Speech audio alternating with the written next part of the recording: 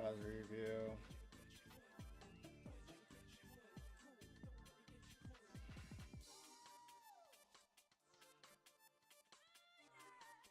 Mixonomus is now live.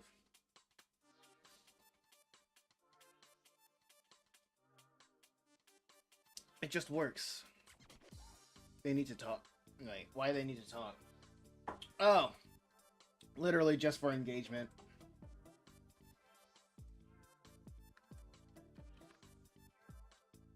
Like, if they're not engaging, like, I stream because I like engaging with the people who watch the stream. That's why I live stream. And if the people I am streaming to, if the platform I'm streaming to is not engaging with me, then I really don't need to be there. That's what it what's the word?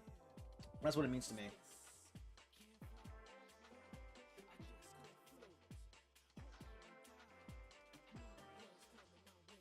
Oh wait, why am I doing that? I literally isolated a lot of the panels.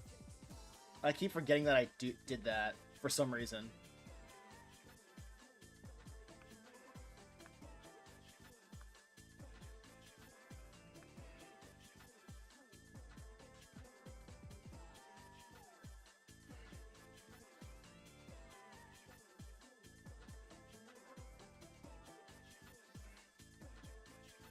Like, I don't really need to have this cover here.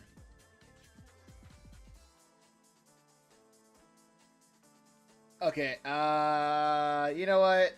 I think I still like it. Maybe TikTokers are just shy and don't want to disturb your workflow. Then I guess I just don't need to be there. They don't really donate anyway, so. Or interact. And plus, when they enter the chat, I say hi. Please say hi. Hey, Mr. Mohammed Official, what's going on? I literally say, please say hi.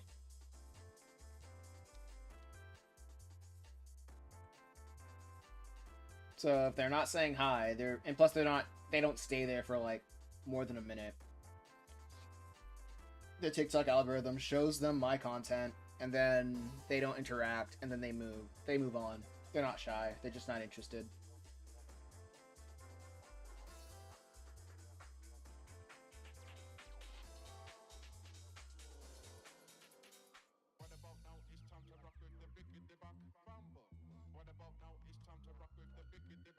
Ugh.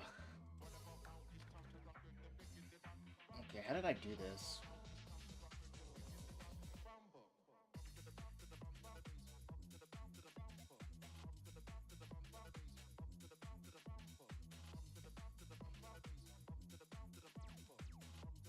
So that's pretty much it.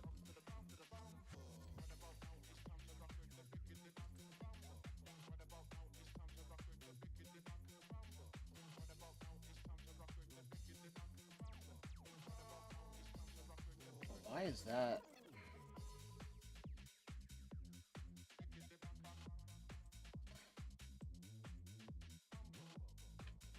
Huh.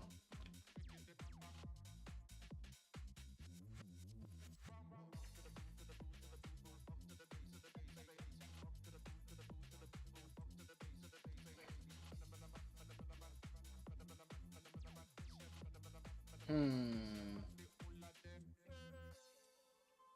Okay. Okay, it was the layering. That was pretty weird. So why is that weird?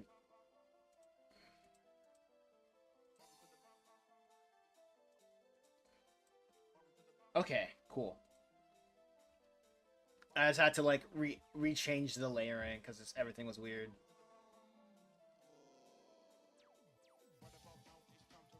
But yeah, if I didn't want to be disturbed or interacted with, I wouldn't stream.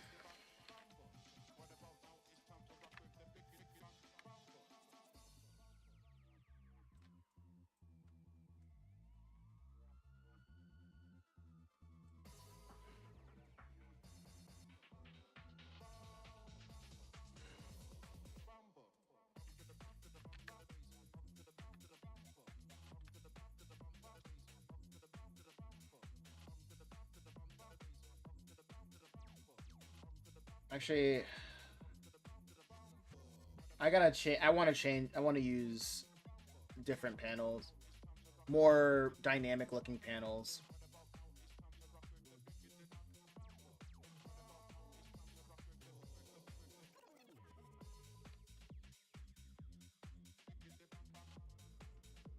Oh man, I just had a flashback. I gotta like pay attention to like what I put in the back, like the words that are in the back, because people will read it. That's what I remembered. Like if they're looking, what happened here? What the heck? Oh, okay.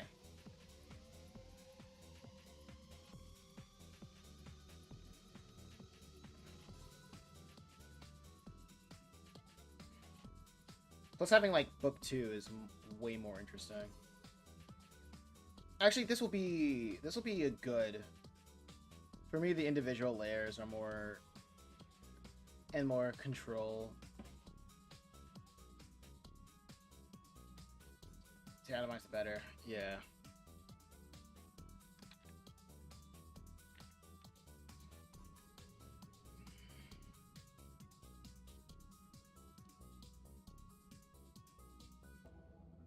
Actually, since like book 1 is so like square, if you know what I mean. Like a lot of these panels are just rectangles because I didn't know how to do like I was not comfortable doing a lot of interesting stuff. I'll just have this be like layer 1.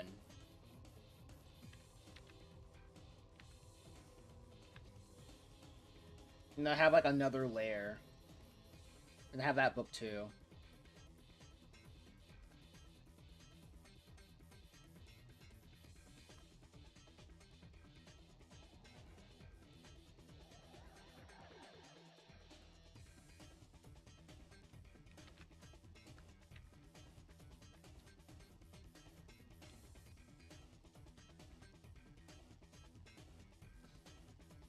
It's like stuff that you're not really supposed to see. It's just eye candy.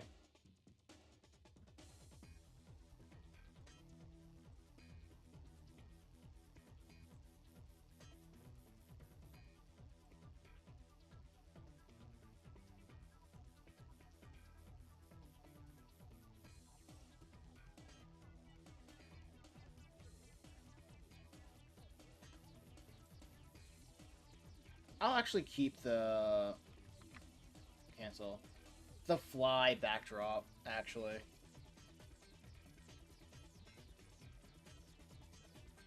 Like just in case, alright? Okay, let's see if I can find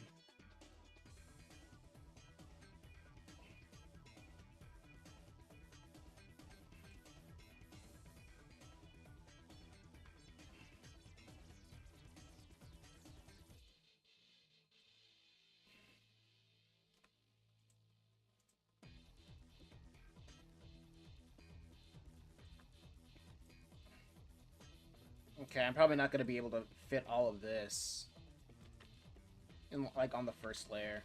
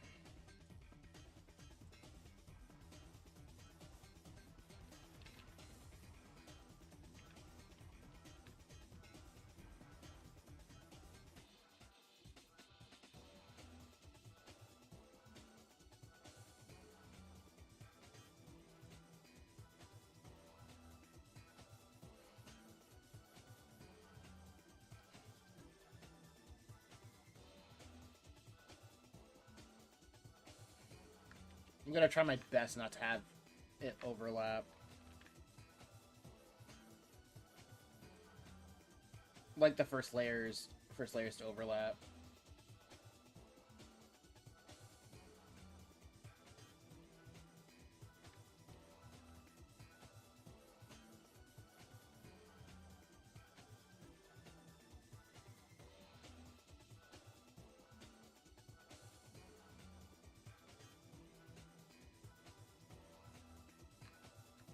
Like, this rated T thing is gone. I don't need it. I don't need you. I don't need you, rated teen. T for teen.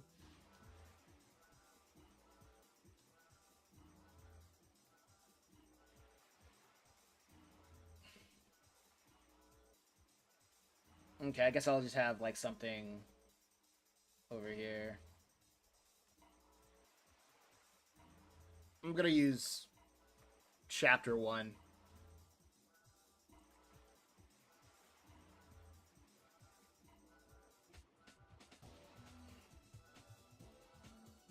For like the chapter 1 panels.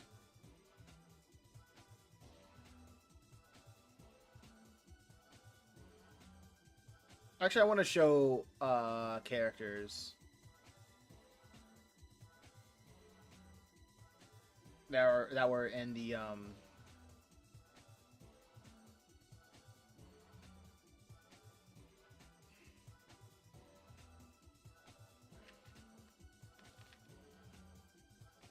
yeah, like this.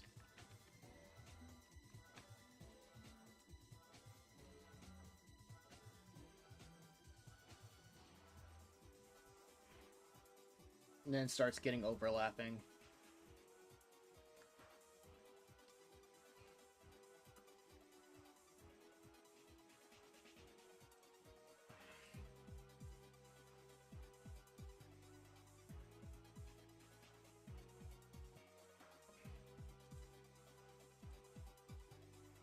All right, cool.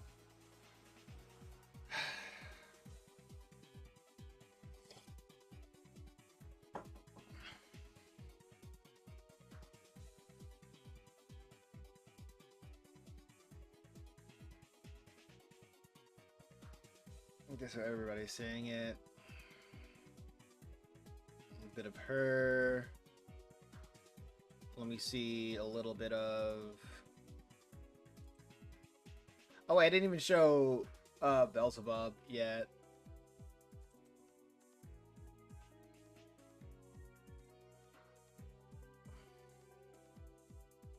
Yeah, I'll do like chapter 1. Wait, yeah, chapter 1's fine.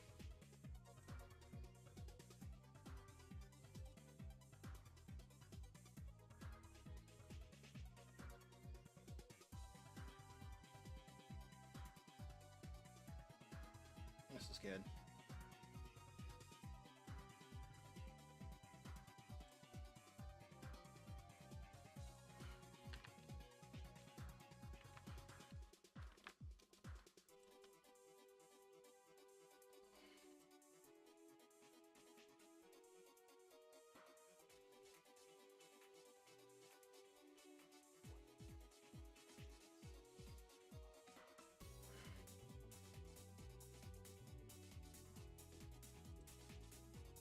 Okay, where can I find?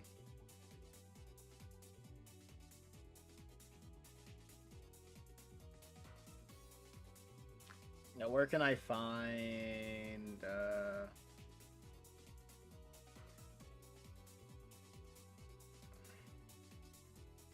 Yeah, this is a good idea. I think this is a good idea.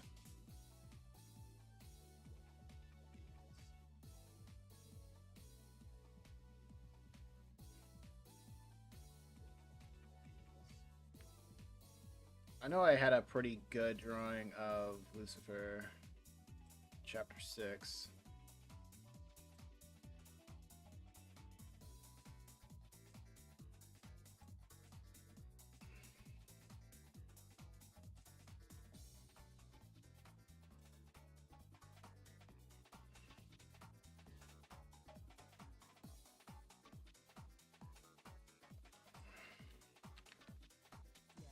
I'll use this.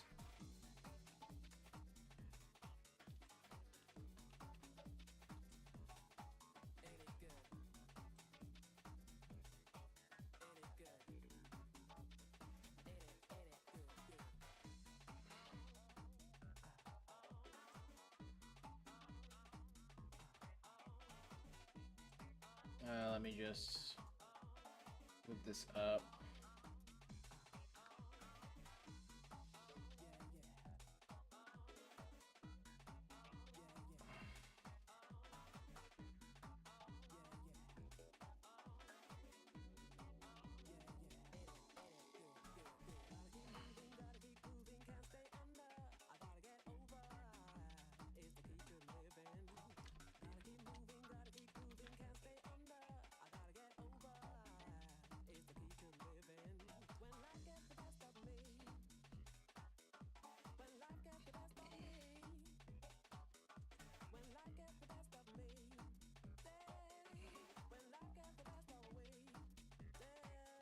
I have a good drawing of Travis on.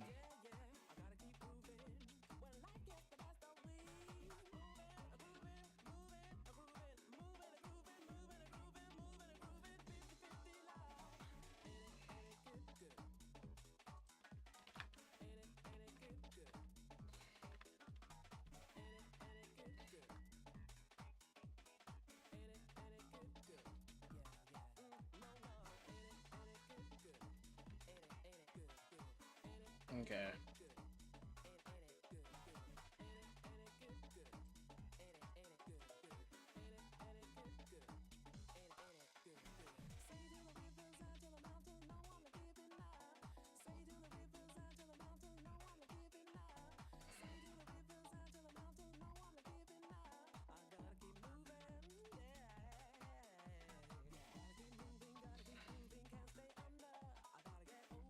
Okay, that's good.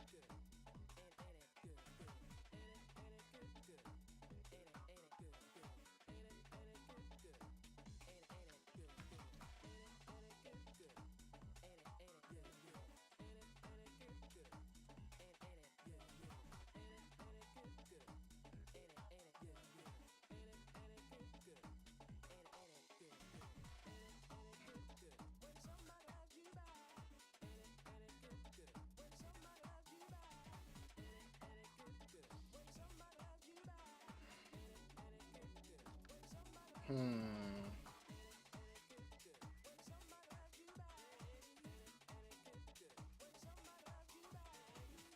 So, all of this is a recap.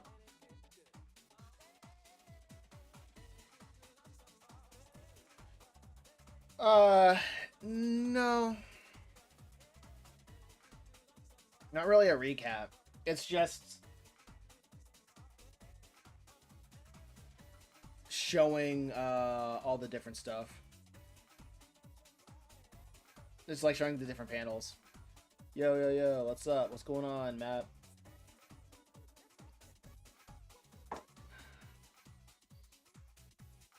I'm working on the back of Purgatory Academy. Like this is the back cover right here.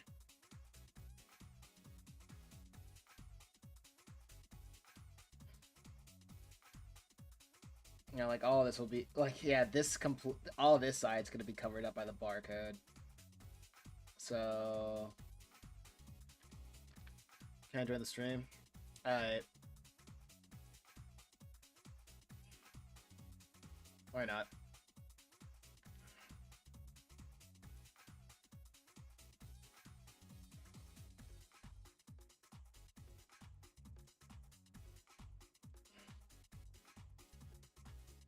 Yo, testing. Yo, Okay, your levels are pretty good. What's going on? hell yes. What's up, bro? I haven't been on your stream in a while. I had Yeah, to check in. What the fuck y'all yeah. doing? Heck y'all I'm. doing, excuse me. Nah, it doesn't matter. YouTube doesn't care no more. Oh, really? Oh, see. Oh, so, oh, we won that war too. All right, first we got the woke out of here. Now we got YouTube to get back in line. All right. Yeah, YouTube is like so dumb now. It's like I was like looking at other YouTubers and they're saying like YouTube is just sabotaging like everybody, and they're not like YouTube is like it's like a YouTube is sabotaging everybody again, but they're not telling Oh, sick. everybody, but they're not really telling what's going on. It's just everybody noticed that they had like a 50% drop in views no matter what kind of video like you're Playing making. 4D chess with everybody's money and Yeah. expecting nobody to say shit. Yeah. Yeah. Again. Sick. Yeah, yeah, yeah, yeah. It was one of those things. You ever heard that one like line where it's just like first they came for the what is it, Jews, and I didn't say anything kind of thing, like that one. You know what's That's what funny? it was for the animators. It was like first they came for the animators. I didn't say shit because I was an Dude, the animator. funny thing, I'm getting like way more overtly like anti-Semitic like videos on YouTube. Like in my recommended, I'm Yes. like, this is crazy. Yeah, The yeah, dude, yeah. Trump got to YouTube. I'm like, Well, no, what no, is, no. Well, actually, no. Trump didn't get to YouTube. The Catholics got to YouTube. That's probably what happened. dude? Like the the guy running YouTube is like some Indian, is like an Indian guy, and I'm like, what's going Oh on? yeah, they really don't let Jewish people too. So you know that nigga was like yeah, let it fly. Yeah, what's her name? Susan, whatever her last name was when she died. Yeah, no, they was like nah, let the dogs have their fun. You know what I'm saying? Yeah, F in the Jesus chat, Christ. auto F in the sabotaging, chat. cycle of YouTube. By the way, Sutton collab. Yeah, Sutton collab. Sutton Son collab. collab, it's me. Hey, Collab I'm here. with Dope Man, who hasn't Yes. posted a video on YouTube yet, but he's Well, here. in all fairness, I used to post videos, but I deleted them all. So I could go back to posting videos, but I don't feel like it. That's true. Do you see how that works? I understand. No, if anybody knows how like not feeling like it works, I'm that guy. Well, to be fair, everything I've been doing has been like I've been trying to get jobs in like industry shit.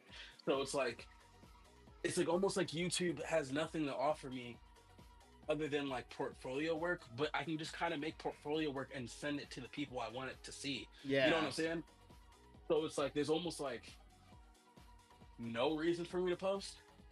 However, Yeah. though, Okay. I've been thinking about doing interviews. I think I told you about this idea. I've been thinking about doing interviews with people I like. Oh yeah, Like just true. having Yeah, like yeah, yeah. interviews. I think it would kind of be fun. Actually, you could be the first guy. I could do that. I'm down with that. I'm Yeah, down yeah, for yeah. that. Like no editing, no nothing, just a straight interview. And it's kind of like your drawing solo podcast, but instead of anything interesting happening, it would just be us on a Discord video call, just talking shit for like about an hour. Yeah, man, I have not freaking heard of. Man, drawing solo was so long ago. I'm like, That was awesome though. My episode of drawing solo was great. yeah, Well, let me stop. It wasn't great. It was okay. I kind of went off the rails with that one. Kind of went off the rails with that one, but like every time I hear, oh wait, Epson's chat said to be fair that could work. Yeah, every time I hear like that people listen to drawing solo, I'm like, why?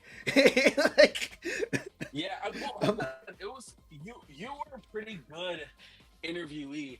I think when it was me and you though, it was kind of funny because like it was weird because like you're my boy, right? So it's like having to like treat you like an actual interviewer was like the funniest bit we've ever done.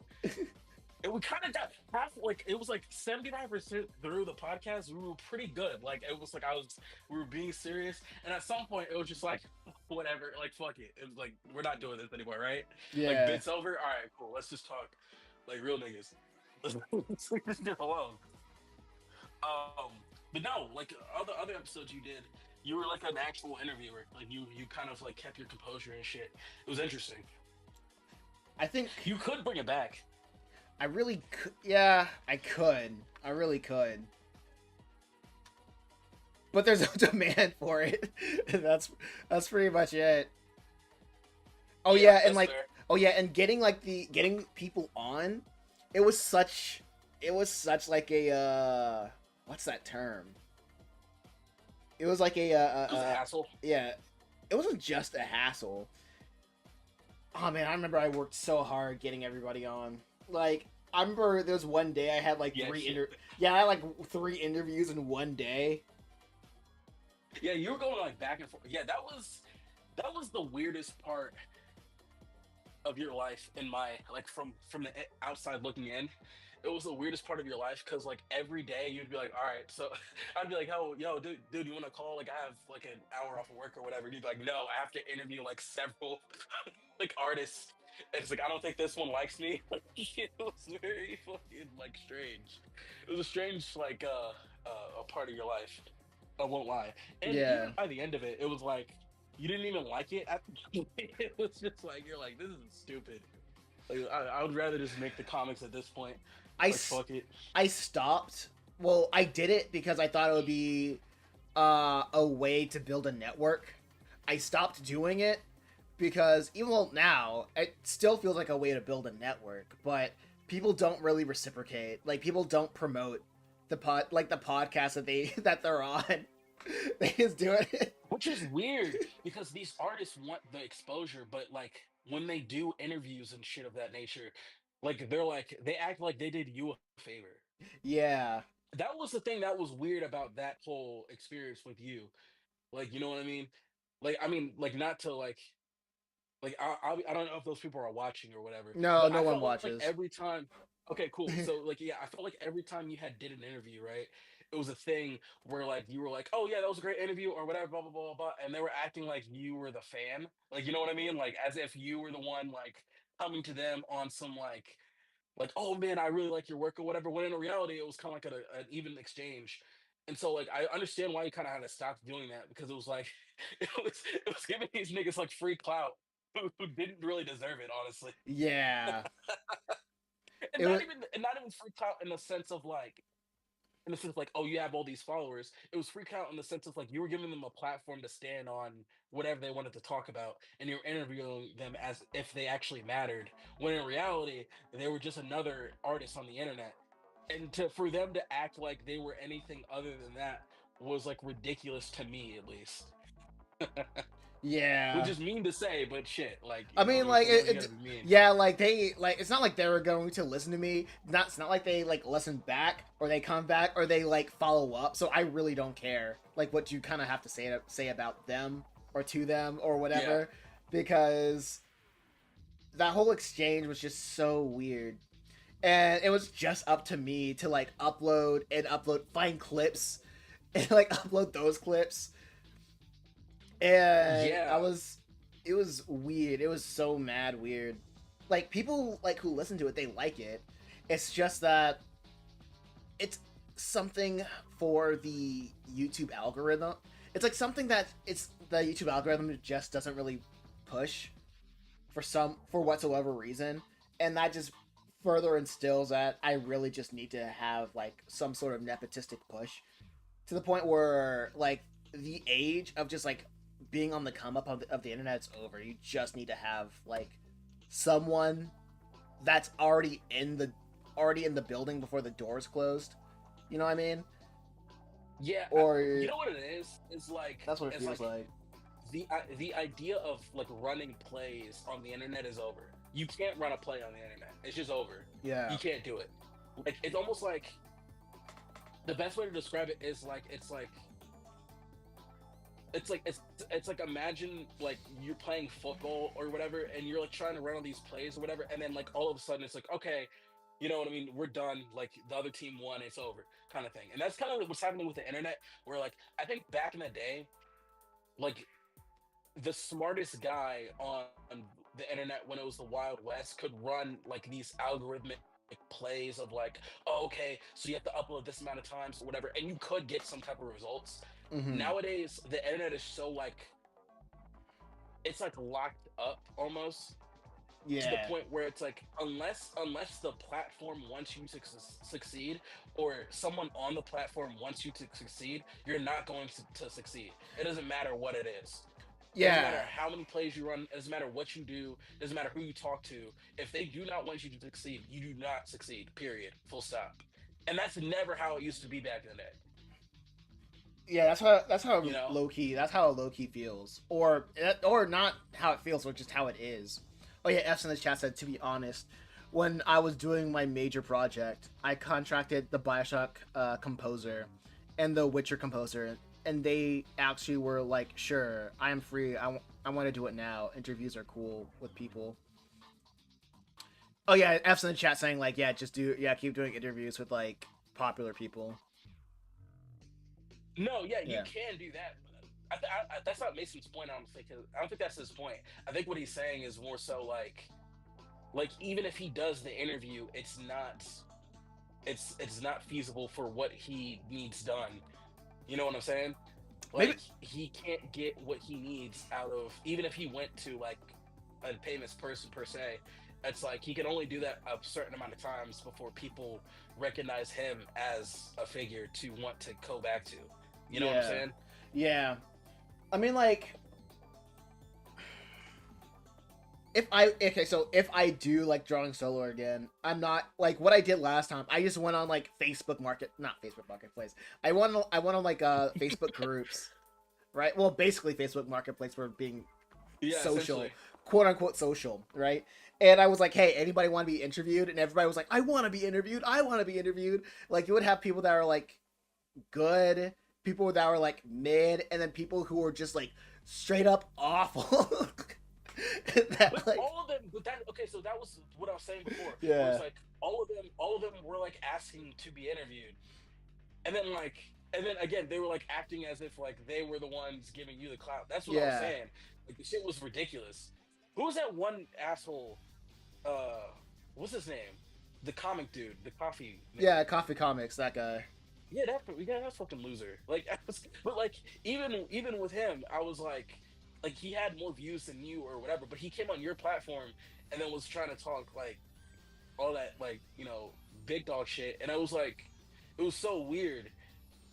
Like even in hindsight now, it was like weird that it was like, okay, well if you're gonna do all this, why did you even go on the thing? You know what Yeah, I mean? Like why would you even like get in contact with my boy Mason if you were gonna do all that? I don't know. I yeah. don't know. It is super lame, and not like it's also more lame that a it really feels like people only want to interact, like especially in like the comic space, they only want to interact with me if I'm only going to elevate them. Because I remember when I just contacting other like comic creators, and they just don't get back to me at all. They're just straight up ghosting after I did the Yeah, the drawing solo. Like I'm just trying to be on like some networking like junk, just trying to like make friends. A yeah, lot of like people, be genuinely like likable, I guess. yeah, just be genuinely likable. It's hard to be genuinely likable. It's easier to be genuinely likable in person than like sending DMs. It's so annoying. Yeah, I mean like yeah people underestimate how like the DM, like the idea of the DM has definitely lost its sauce. Like I think back in the day, getting a DM, a direct message, was interesting. Mm-hmm. You know what I mean? Because it was Yeah. more personal than an email because you could respond right away. So you could be like, oh shit, like this person sent me a DM, I have to respond, kind of thing. Nowadays, if you get like a ton of those, or like you're just not into the internet like that, or like you feel like you get a lot of spam or whatever, which like you can blame Zuckerberg and Elon and all these people who run these websites, or you can blame the scammers or whatever, whoever you got to blame for that, whatever. It's like diminish this idea of the DM to the point where like when you DM somebody, it's literally a coin flip on whether or not they'll respond. Or hell, even if they do respond, they'll respond to you like with this like vitriol because they don't know who you are, kind of Yeah. thing. It's like the sauce, like the positivity, the joy, or like not. I don't want to say joy, but like the excitement of a DM has completely gone away now. It's completely gone. It's to a point like you might as well you might get a better like more positive response if you sent anthrax to somebody's house, like for real. Yeah. Like if you You'll sent get a a bomb to somebody's house, they might someone might be like, what was this? Like, you know what I mean? You're more Like, like you're more likely to get a response just by finding their address and throwing a brick through their window. yeah, literally a brick with like one of those was a piece of paper with like all those magazine letters cut out that says like I'm gonna kill you and your entire family. Like, yeah, he'll DM you then, be like, hey man, what's this all about? and then you give them the pitch. Yeah, and then you pitch some Just Reaper. Yeah, exactly. See, see, you figured it out, Missy. You know, Missy, you know what you have to do now.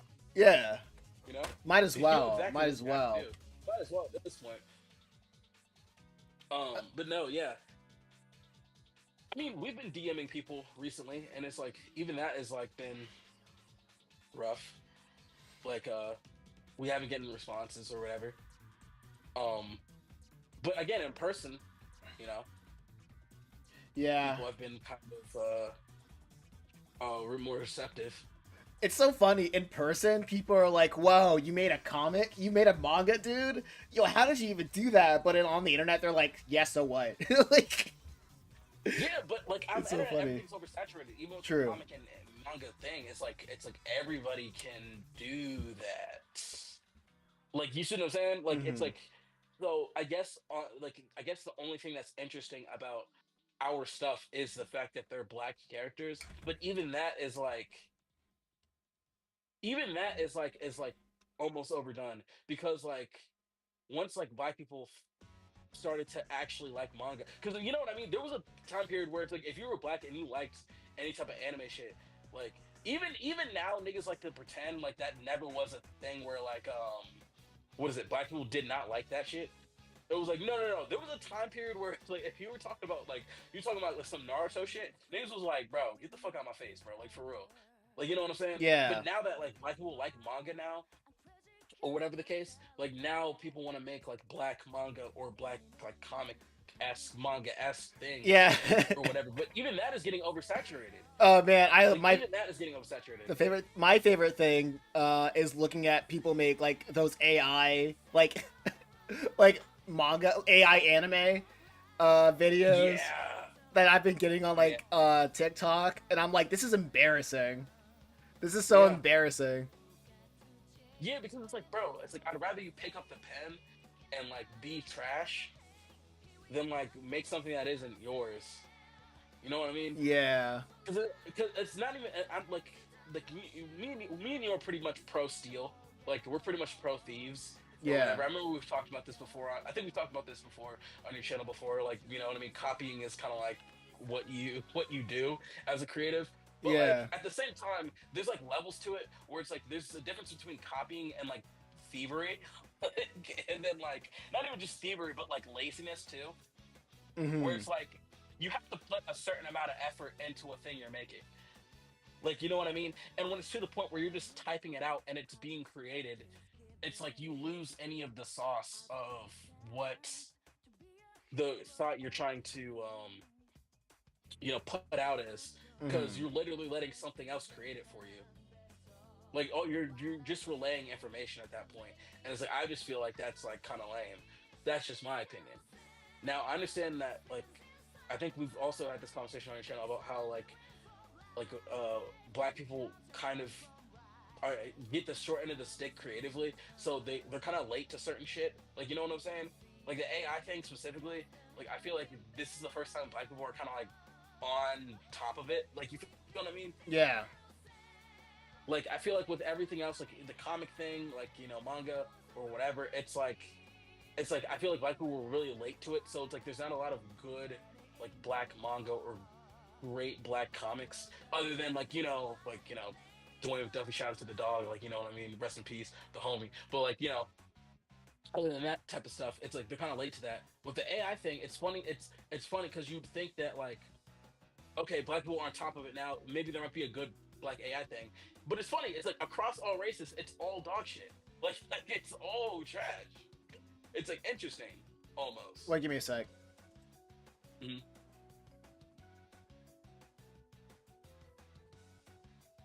Yeah, right now it sounds like my media source is like going crazy. Yeah, right now it sounds like. Oh no. Give me a second. Okay, now everything should be good. All right, good. Sorry about that, I just want everybody. to. Okay, Yeah, you were sorry about saying? that on you. Yeah, yeah. Anyway, though, I was saying that it's funny that like AI is like dog shit across all races. Like even with black people being on top of it, they're still trash. Like, and they can't. And it's not like they're like they can get any better either. It's like they're trash along with the whites and like the Indian dudes, the white nationalist Indian dudes, and the what is it? The white nationalist Mexican dudes who use AI. It's like everyone's trash on AI. It's like none of it's good. Like I think Yeah. Kanye is the only one who's made it work a little bit, but like even that is like not that good either. Yeah. Oh yeah, if anybody's It's like wondering funny what's how that going works. on in the video in the stream, I'm working on like Chimera Island thumbnails for the cover.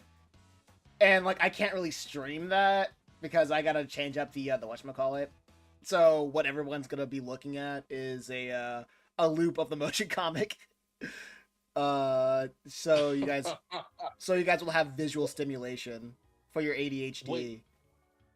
wait, you can't show that? Why? No, because I have to like aim the camera to my sketchbook. And Oh, I don't have a oh, rig okay. for that. Oh, okay, yeah, that makes sense. That's fair. Yeah, so no, like for me, I don't know. I don't think anybody will get me to like. I don't love. I am so neutral on AI. I just don't care because I'm not making money. Hmm. I'm still not making money at the end of the day, right? And I get like, I'm not gonna be like That's fair. because I'm not gonna be confused why people feel one way or another about it. Me personally, I'm like I need to see my bank account grow for in order for me to care. If it affects the way that I'm making money and how I make whatever I need to make, right, negatively, it's not even an issue for me. Until that Yeah, fair happens. enough. Yeah, until that happens. Like aesthetically I don't really like it. I think it like AI understands like the rule of cool, but it doesn't understand the detail. It doesn't understand the detail, and that misunderstanding of detail makes it a lot of things stuck in the uncanny valley. And plus, Well, it's like people just also don't like the idea of having all this AI like replacing human, like replacing like human ingenuity, which is also a very weird thing. I think because like to quote like DSP, well, not DSP, yeah, Dark Side Phil. Like the whole point of like AI and having the machine is to like do all the work that people don't want to do, but like having AI do the work that like people want to do, like you lost the plot. Like what are we doing now? That makes no yeah, sense. that is Oh, yeah. true. Like like that's really the issue is that like now you have people who otherwise like wouldn't want to do art are able to do art in a very like quick succession. It's like yeah, they're just putting out all this garbage, and now you got to watch out, and you have to literally be like people now have to be like, oh, is this AI or not? Kind of thing. Like, is this an AI movie? Is this an AI thing? Like, what are we looking at here? Yeah. Kind of thing.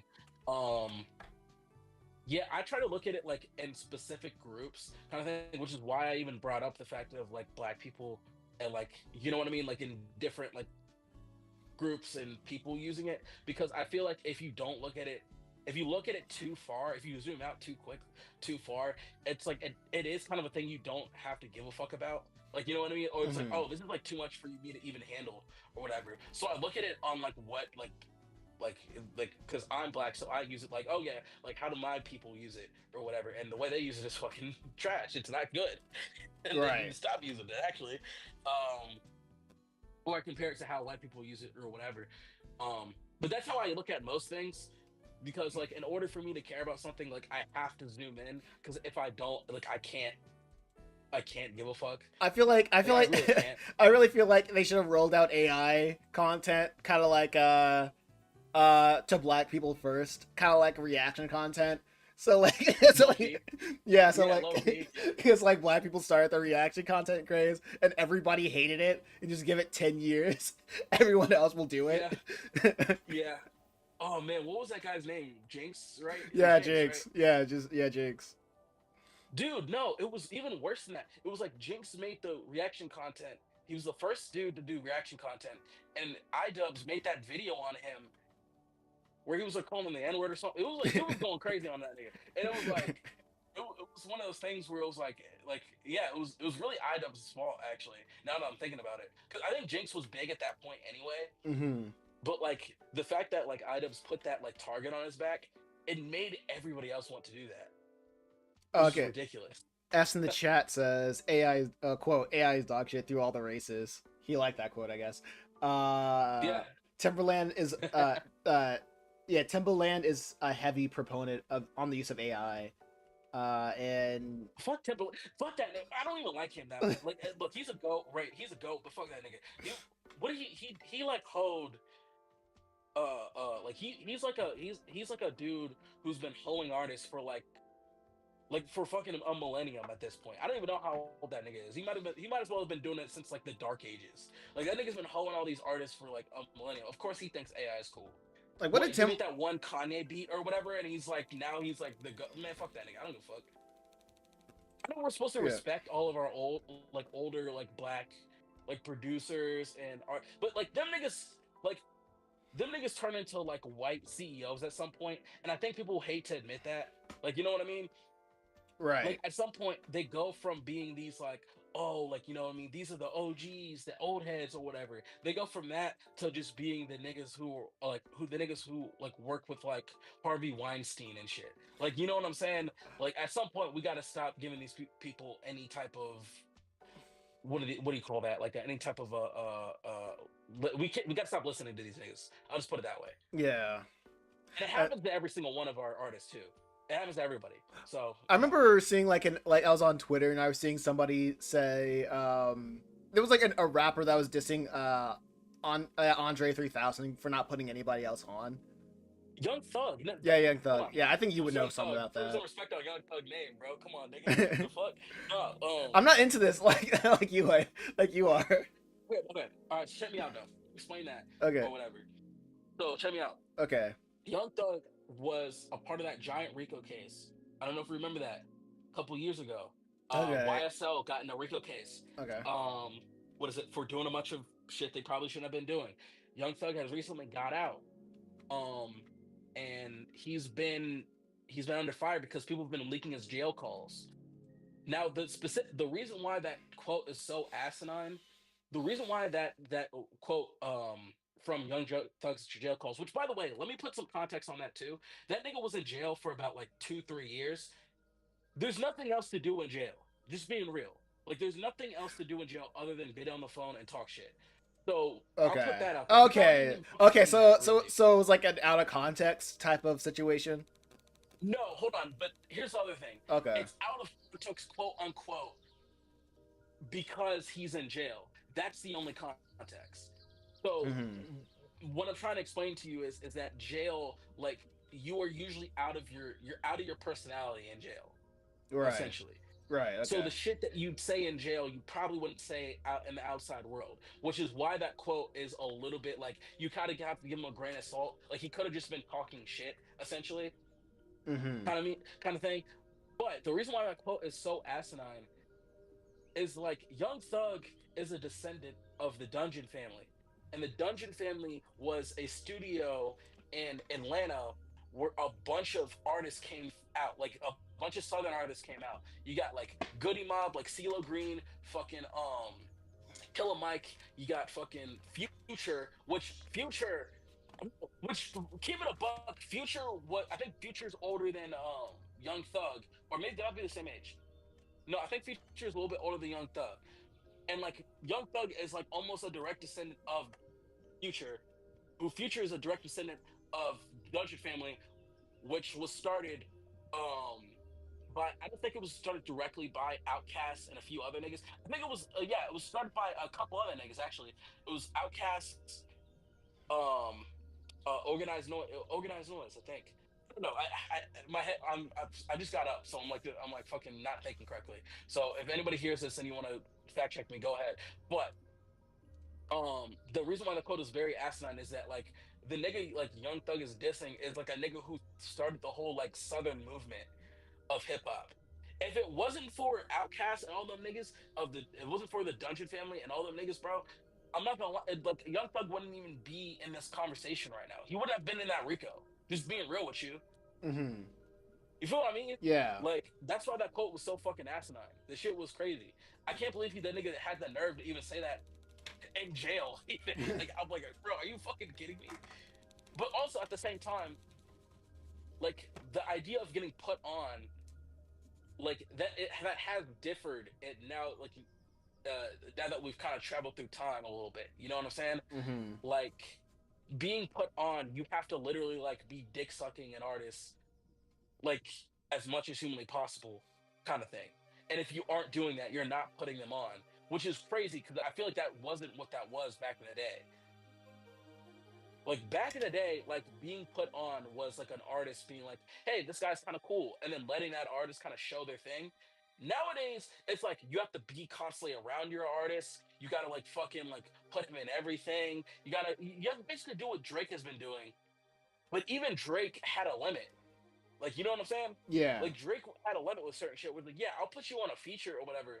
It's like, but let that be that. Like, I'm about to like you're not going to the Grammys with you, man. Like, you know what I'm saying? Like, this is not about to be a thing where I gotta carry you like around Toronto on my fucking shoulders just because you can fucking sing a melody. Like, that's not what the fuck we about to do. But that's how it is now. Like for example, like niggas like Ice Spice. I remember when Ice Spice came out or whatever, she got that song with Taylor Swift or whatever. Taylor Swift had her at the fucking like what is it, Kansas City Chiefs games and shit like that. Like constantly. Like and niggas was like, it's like, oh well if Ice Spice isn't around Taylor Swift, like, you know, she really put him on or whatever the fuck. Like nigga, what the fuck are you talking about? Like Taylor Swift didn't even have to bring her around. Like, you know what I'm saying? Like, Mm-hmm. but like that's how it works now. Like you have to literally be like on top of this person Oh, so constantly. like you're just a It's hand, fucking like putting ridiculous. someone on is like akin to being their handler now. Yeah, literally, almost literally that. Like you literally have to be like a handler for these niggas. And if you're not doing that, the audience is looking at you weird, and they're like, "Oh, huh." Like if, for example, right? Like in this case right now, right? Like even though we're writing partner, and I've known you for literally a decade, right now this would be considered you putting me on by putting on your stream, right? And Yeah. from that point forward, niggas would be looking at you like, yo, like where's Dope Man at? Like, yo, where's Matt at? Like, you feel what I mean? Mm-hmm. If it was a thing where you were like trying to like hype up my thing, you know what I mean? Like let's just say we never did Just Reaper together. Let's just say we never knew each other for real or whatever, and you just thought I was funny or whatever. And you were like, oh, I'm hyping up his channel, da da da da da, or whatever. Niggas will be looking at you crazy if you didn't have me on like the next 5 videos type shit. You feel what I mean? Because Right. if you put a battery on my back, you put a target on me. You're like, listen, Matt's funny. Check him out. Now the niggas is like, oh, he's so funny. Why isn't he on? Why isn't he writing on Chimera Island? Why isn't he writing on Purgatory Academy? Why isn't he doing X, Y, and Z for you? Type shit. And it's like that's just kind of how that is now. And it's like it goes into the parasocial relationship that comes with being in on the internet. Anyway, though, Right. regardless, though, it's like I'm going too far off the thing. I'm yapping. I'm a yapper, my nigga. That's how I work. You know what I'm saying? It's That's int- why Mason puts me on so I can talk. yeah. So so you can talk, so I don't have to, and it's Yeah, entertaining. yeah, Entertaining. Um. yeah. Fuck it. Yeah, Yeah. yeah. Also. No. Also. Oh wait, you were saying. You were saying. Yeah. Anyway, though, regardless, this he was wrong for saying that he put the wrong nigga on blast. I'll just put it at that point. Let me just make it that clear, and I'll end Mm-hmm. it with that. Young Thug put the wrong nigga on blast. There was plenty of other niggas he could have said Cardi. He literally could have said Cardi. I don't know why he didn't just say fucking Cardi. Playboy Cardi. I don't know why he didn't just say that nigga. 'Cause that nigga is the most egregious of what is it? Not putting niggas on shit. But anyway though, go on. Yeah. Okay. So, F's in the chat said this is going back to what we said earlier in the conversation about like the AI and black people and reaction Mhm. content. F's in the chat said who's Jinx. He asked who's Jinx. Jinx was like literally the proto, well, not proto. He was the first dude that to do reaction content, and well, not even the first dude to do Yeah, reaction content, but the first dude that kind of blew up doing reaction content. Who like he might have been the first. He might have been a. He might have been the first. I'll tell you why. Because the reaction content he was doing, like reaction content at some point wasn't what it was. Like you know what I'm saying? mm-hmm. Like like nowadays reaction content is just getting in front of the screen or whatever. Back in the day, it was kind of like the way Jinx was doing it was like he was kind of doing it like how Kai Cenat is doing it right now, kind of thing. Just getting in front of the screen. Basically, what I'm saying is that like the reaction that you see now is what he was doing way back in the day. So maybe he wasn't the first one to like, I guess, criticize a thing or like react to a thing or whatever. But he was the first one to really do it like in real time, I guess. You know what I'm saying? Like Mm-hmm. he didn't edit it or anything. He just sat in front of the thing and would just be like, "Oh man, that's crazy. What? Whoa." Kind of thing. So yeah, he kind of was the first guy to do that. Just being real about it. The first guy to just say that, the first guy to say that's crazy to videos, to YouTube videos. I mean, yeah, low key though, like low key, like shit. It's popping now, so yeah, he was the first nigga to do that. True, true. I Okay. mean, like shit. Next S in the chat says like, so what would Drake do? Like, is real now? What is real now? He's asking like, what would Drake do? When you said like Ice Spice, what are you talking about? Like Drake, being with Ice Spice, Hmm. it'll be weird if Drake like didn't, well, the way that Drake was moving, I guess. That was like Okay, comment on that one. Next is like Dre and Eminem saying like comparing like you and me to like Dre and Eminem. When you said like putting, essentially, yeah, yeah, putting them on, and he said true, you look strange if you didn't collab with him more. Right, real. Yeah. exactly. But because I think in our situation specifically, because I've literally known you like I've known you since I was 15, so it's like it's a little bit different or whatever. Mm-hmm. Like I've kind of been working with you for I've been working for you for half a decade at this point, right? But I've known you for about 10 years. Bro, I think I'm about to come up on about a decade, actually. Yeah, so I've known you for like 10 years, but I've been working with you for about five. So it is a little bit different. But I guess like if someone were to like put like labels on it, yeah, I guess this would be you putting me on. Because Mm-hmm. you going out of your way to be like, hey, subscribe to Dope Man, this is Dope Man, or whatever the fuck.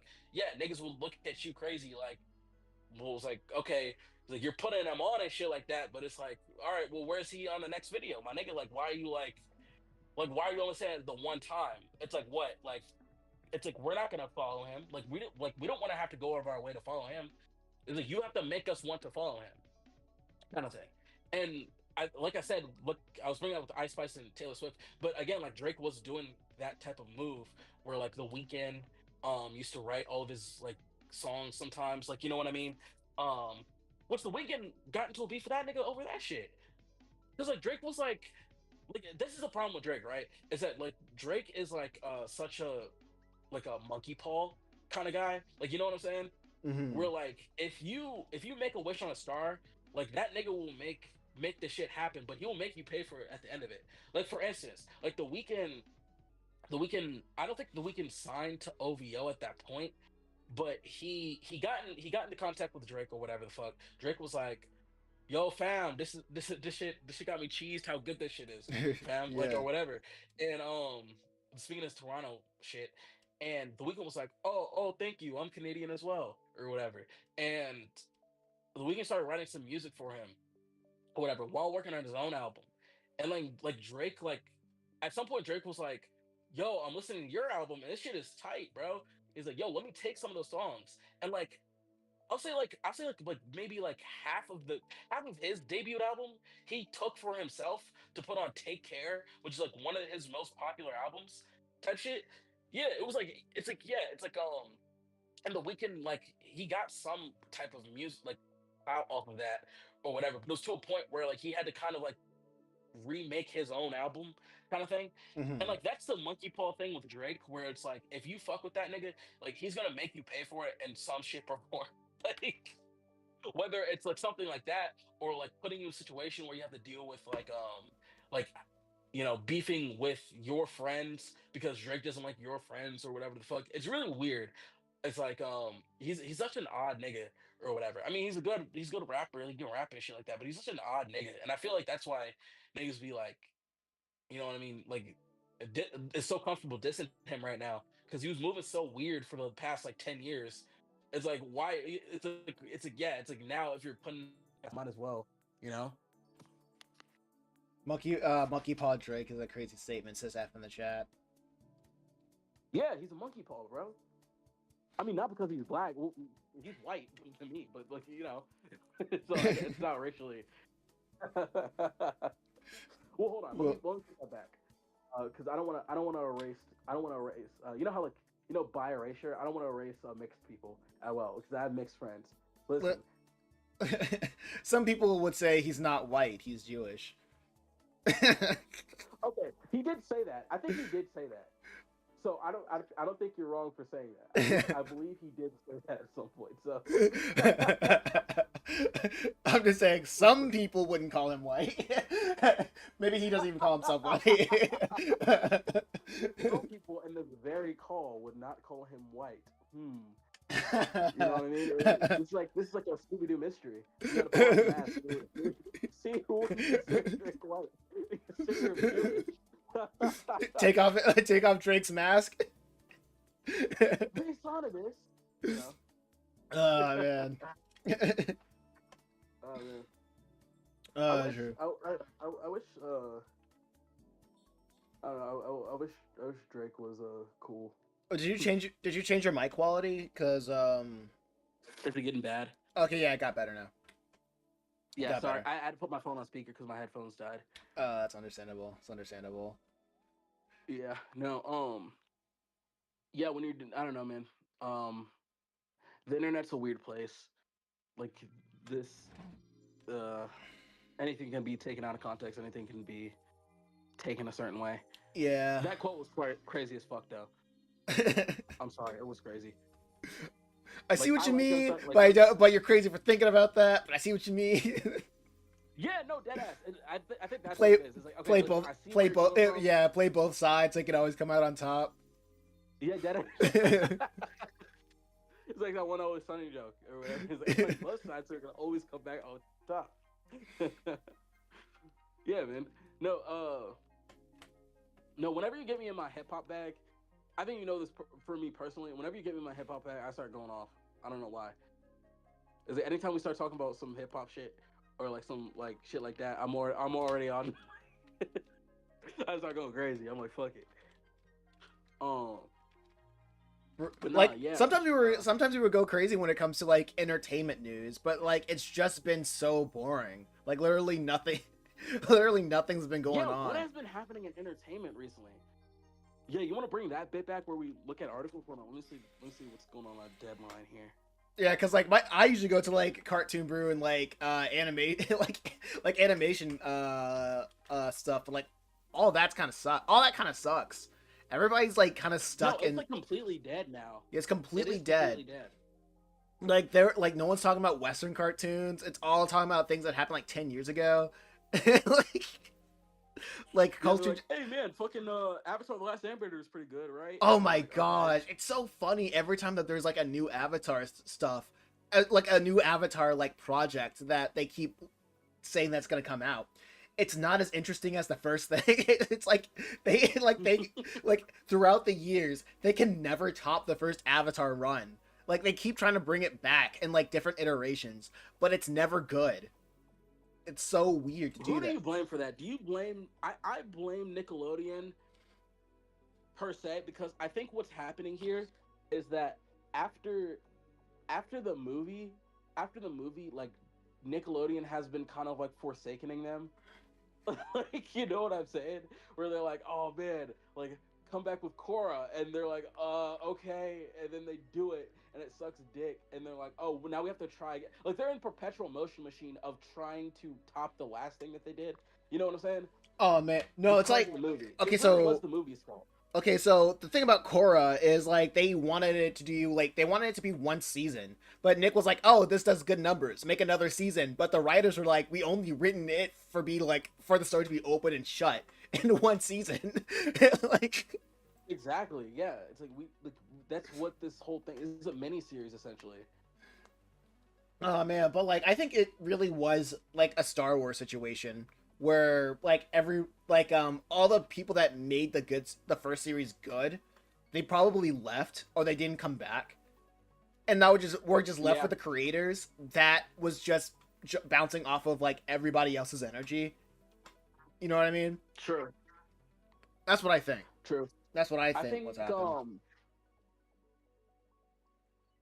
yeah, it's like it's kind of funny because like a lot of people are really pro this like, oh yeah, oh the original creators are back. It should be good then. It's like no, it's like it really like these things are really lightning in a bottle, where it's like everybody has to be in a specific position to make something good. You know what I'm saying? I'm not saying that creators can't make things good again, like you know what I'm saying with different Mm-hmm. teams. Like, but like you want the original Avatar, yeah, you're gonna have to bring everybody from 2005 back Yeah, to like you know what I mean, make that shit work. You I feel don't me? know. I kind of want to say like the head guys were just not that good writers, good of a writers, because like they keep getting like attempt after attempt, and they're just not really, and they just don't hit it. But hold on though. Check me out though. Okay, go ahead. Are they not good writers or are they given bad notes? That's also true. That can also be true. Because I feel like what's happening with Avatar again, like they like Nickelodeon ever since the movie has been like forcing these people into situations where they're like, oh, now we have to make the other one good. Oh shit, like you know what I mean? Mm-hmm. Like they're like, oh man, the movie sucked. Now we have to make a good show so that like the fucking what is it? Legacy isn't destroyed. And then like Korra wasn't that good, so they're like, oh I fuck, now mean, we have to make another series. I mean, they have But like their own. I think they have their own Avatar studio now, which is like insane. Like that yeah, they're which is ridiculous. I don't know why they that's did that. like like the first season is like their Fortnite. Honestly, that like that makes perpetual money, so they can just keep Yeah, doing. They just keep doing like garbage. I feel like Avatar: The Last Airbender wasn't like that big. Like it was big. I don't want to say it wasn't big, but it was like was it ever really meant to be this media franchise?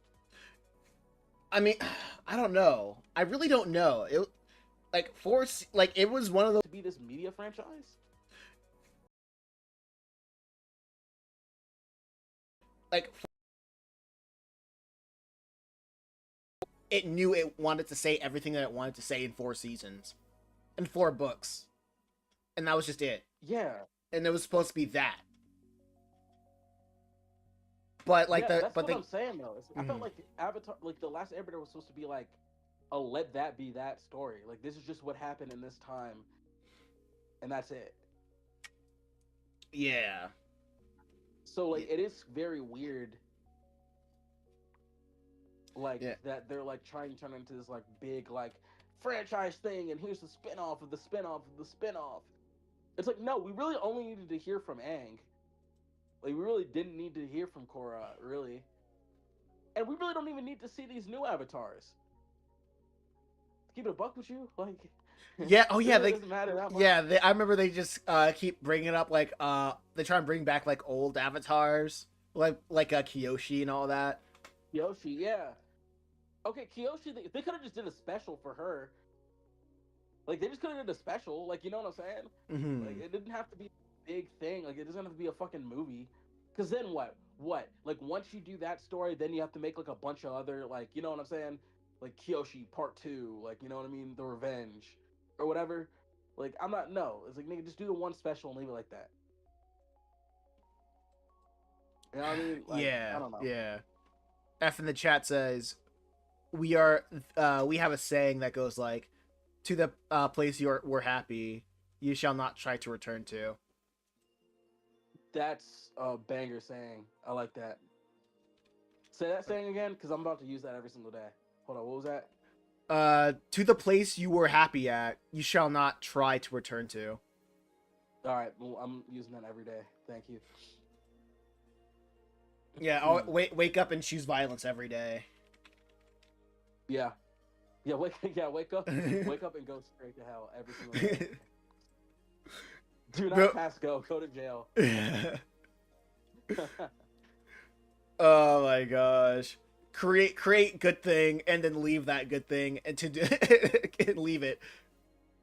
Start a fam. Yeah. Yeah. Go to your loft apartment and set your head on fire. Start a family, raise the kids till like they're 5 years old, then leave for another family. Rinse and repeat. Like, yeah, leave like right when they're able, like right when your kids are able to like have memories. Yeah, then leave. Like right when they're able to be conscious and like they like you. Yeah, but as soon as they start forming memories, leave. Yeah, get out of there. Go for some cigarettes. Like, it's funny that like that was like the excuse that dads were using to never come back. Like, hey, I'm about to go get some cigarettes. Like, no, that was the like. No, that saying might be like the new saying for deadbeat dads. I know, that's what I'm saying though. It's like it's funny. Like it's funny that was the saying. Oh my gosh. You know why it's fucked up? It's like this is like it's like generationally fucked up for me. Because when I used to smoke, I used to always say, "Hey, I'm gonna go get some cigarettes," and then everyone's like, "Oh, you're making a deadbeat dad joke." It's like, no, no, I'm just a nicotine addict. It's like, no, I love my kids. I'm just helplessly addicted to nicotine. I don't know what to say. It's like I'm gonna get some cigarettes. Like, do we need to have an intervention, Matt? It's like, yeah, like, dude, it's like, Matt, what do we have to do to like stop this? It's like, no. It's like, no, I love my kids. It's just that like I want to die from lung cancer.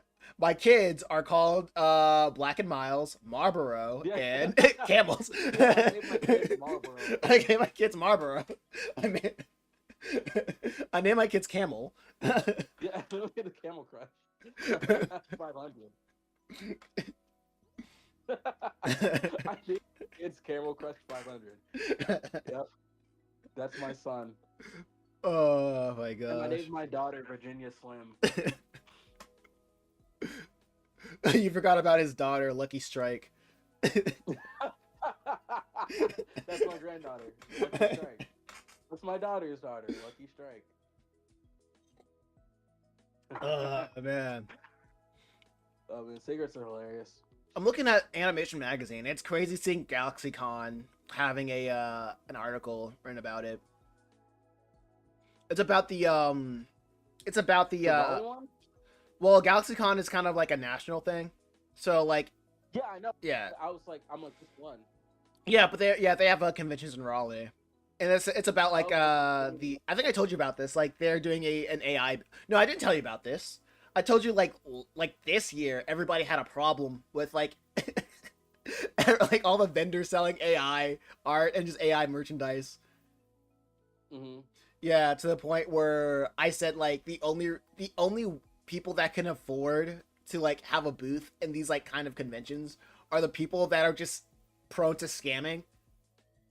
Like in order to have like that knows like how to scam people.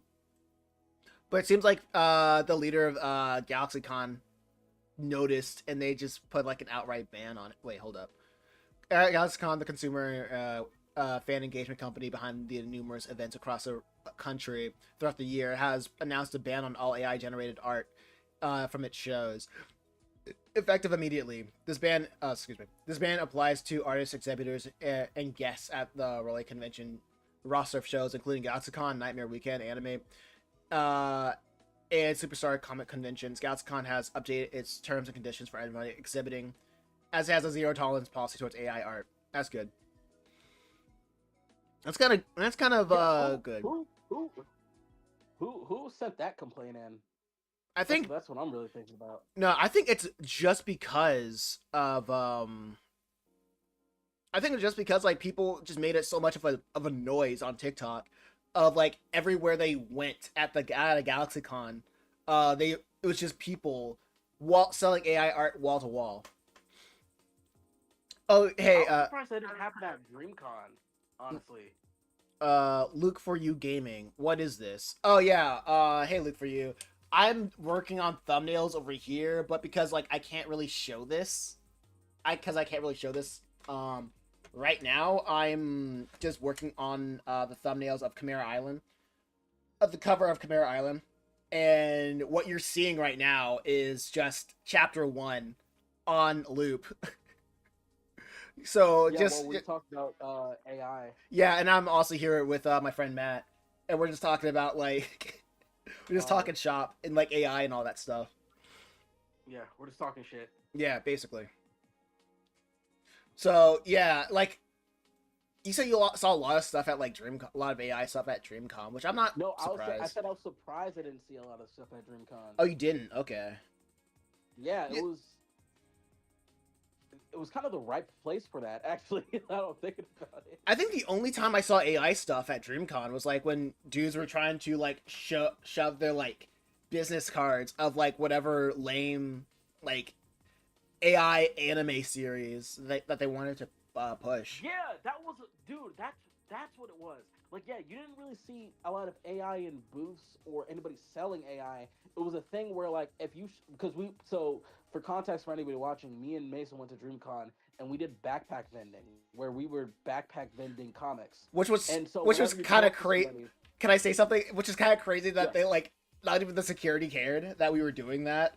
They even Oh encouraged yeah, it. yeah, yeah. Yeah. We were walking in with like backpacks full of anything, and they Yeah, were like, "Oh, word, it was all a right, cool." see-through backpack full of books, and even and the security guards are like, "Oh, you guys make comics? That's cool."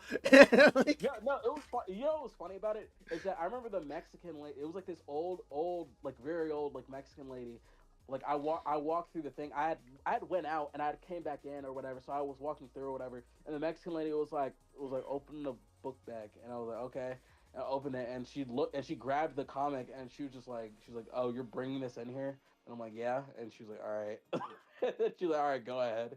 Like she almost like made a thing of just like it's like, "Oh, you're bringing books in here, you fucking dork." Yeah, sure, go ahead. It's fucking weird. I was like, it was almost like I'm like, this is the nerd convention. How are you gonna like? Why are you like? Why are you like calling me out? like she Like was you like, saw niggas dressed as like Naruto, and then you're like, oh, you're bringing books in here, you fucking dork. Why don't you get some pussy? Like, off the wake up too. yeah, Yeah. yeah, oh yeah. Oh, don't make me tell that story. That was fucking hilarious. Oh man, Off the wake up, Jesus Christ. It's funny that we're still saying that to this day. like the audacity Oh of man, doing off that the... at a nerd convention. I mean, yeah, a yeah. lot of people at that nerd convention had a lot of audacity, Oh, to say the for least. sure. To say the least. Yeah, there was that. There was remember that fucking streamer that was going around harassing people. You didn't even see it actually. I don't even think you saw it. No, I was chilling at the YouTube section like the entire time. Yeah, no, like dude, there was this streamer harassing me. It was like this big bald guy or whatever. I didn't see it per se, but people kept talking about it. They were like, "Yo, there's this like streamer dude who like snuck into the convention and was just like harassing the ladies and shit, and he was streaming it and shit." And yeah, niggas was really upset about that as they should have been. And yeah, they still haven't banned him or whatever. How the All heck? the streamers there were annoying as shit. Oh yeah, even the streamers didn't even know like why they were there. I That's what made me so bitter. That's one of the things that made me so bitter, man. Like Yeah, the streamers that were there, it felt like they didn't even know why they were there. it was fucking annoying because it was like they were taking up so much space too. Like it wasn't it was like it was weird because it would be different if they were there streaming and then they were also interested in the comic world. Like you know what I mean? They were interested in DreamCon Yeah, essentially. like people like DreamCon isn't really a comic thing. It's like a cult, like a pop culture thing, right? Yeah, So, it's almost like black pop culture dude, essentially. yeah, and like the fact, I don't know. I feel like if you were a streamer and you wanted to make content, the places that you would just hit up would either be like the nonstop party. You would like probably play games at the arcade. Also, I will always say this: it's so funny how in every Comic Con that I went to, there's always a gaming section where people just like play fighting games. Like, Yeah, it's, yeah, and they say nothing to each other. yeah, they say nothing to each other, which which is kind of cool, I guess. And you would either be at the the arcade, the fighting games. Just like there's literally so many things that you can do to show how much of a human you are just by interacting. There's just so many people to interact with and so many avenues to interact with people in. But like people who are streaming, I just see them like walking around the halls, like down the street. Yeah, they were walking around the halls, or if they were doing anything that's like interesting, they were like just harassing people. Like, you know what I mean? Just like, hey, would you fuck Duke Dennis or would you fuck fucking Zoro from One Piece? And they'd stick a mic in somebody's face or whatever. We did a couple interviews, didn't we? Oh yeah, I did a couple. Dude, I hope none of my interviews come out because like I'm a psychopath. Every time someone asks me a question, I say like the word. I say like the most freaking. Like, I make the interviewers regret asking me questions. You know what's funny? It's like the funny thing about you is that like niggas should have never gave you a mic. I'm that guy. I'm that guy of like, don't give me the mic unless you want me to ask. Unless you like have a question about business or like how to do things. Like I'm the guy. If you want my opinions on anything, I'm not your guy because you're not gonna like my opinions at all. You're out. You're basically asking a philosopher. You're basically asking a scientist like how to do philosophy. That's not what they're there for. Like, yeah, it is interesting. Because I remember, it was funny because I remember we were walking around DreamCon, and you know what's funny? You should probably clip this and upload this as an individual video. But like, probably, yeah. It was funny how we were walking around. I was walking around DreamCon or whatever, and I ran into you. I'm like, "Yo, what's up, man? What you doing?" or whatever. And you're like, "Yo, I just did an interview. I hope that shit never come out." Like, I don't know. Like, you're like, I don't know, man. like shit. I hope it doesn't come out. I'm like, oh shit. I'm like, bro, we just got money. What the fuck are you doing? Oh shit, bro, that was funny as hell. Man, this one was the most interesting. It was weird.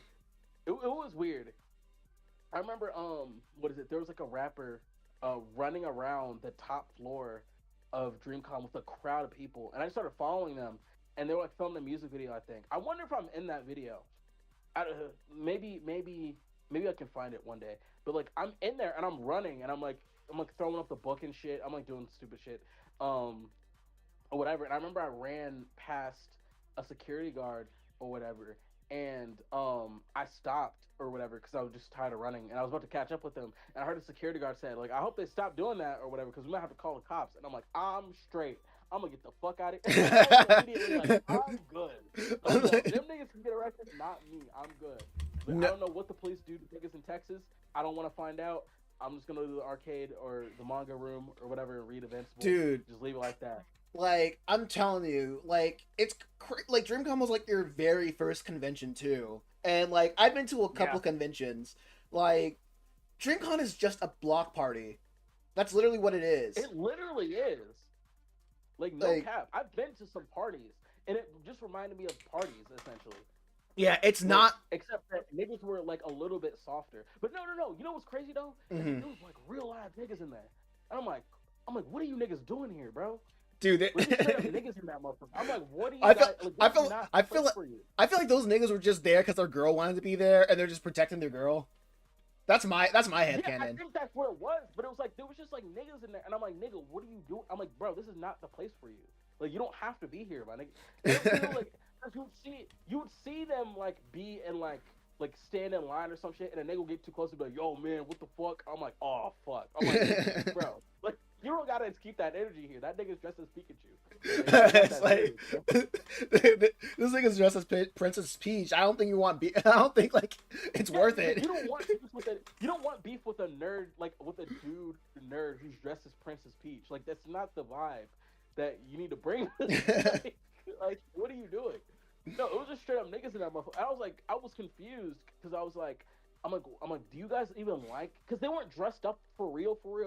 Like, you know what I'm saying? They was kind of like looking at the hoes or whatever. Because like there was some point at DreamCon, I think me and you did this. Like, we were just people watching at some point. Mm-hmm. Like, we were just sitting down and watching people or whatever. And there was a few situations where I saw like niggas, they weren't dressed up as anything.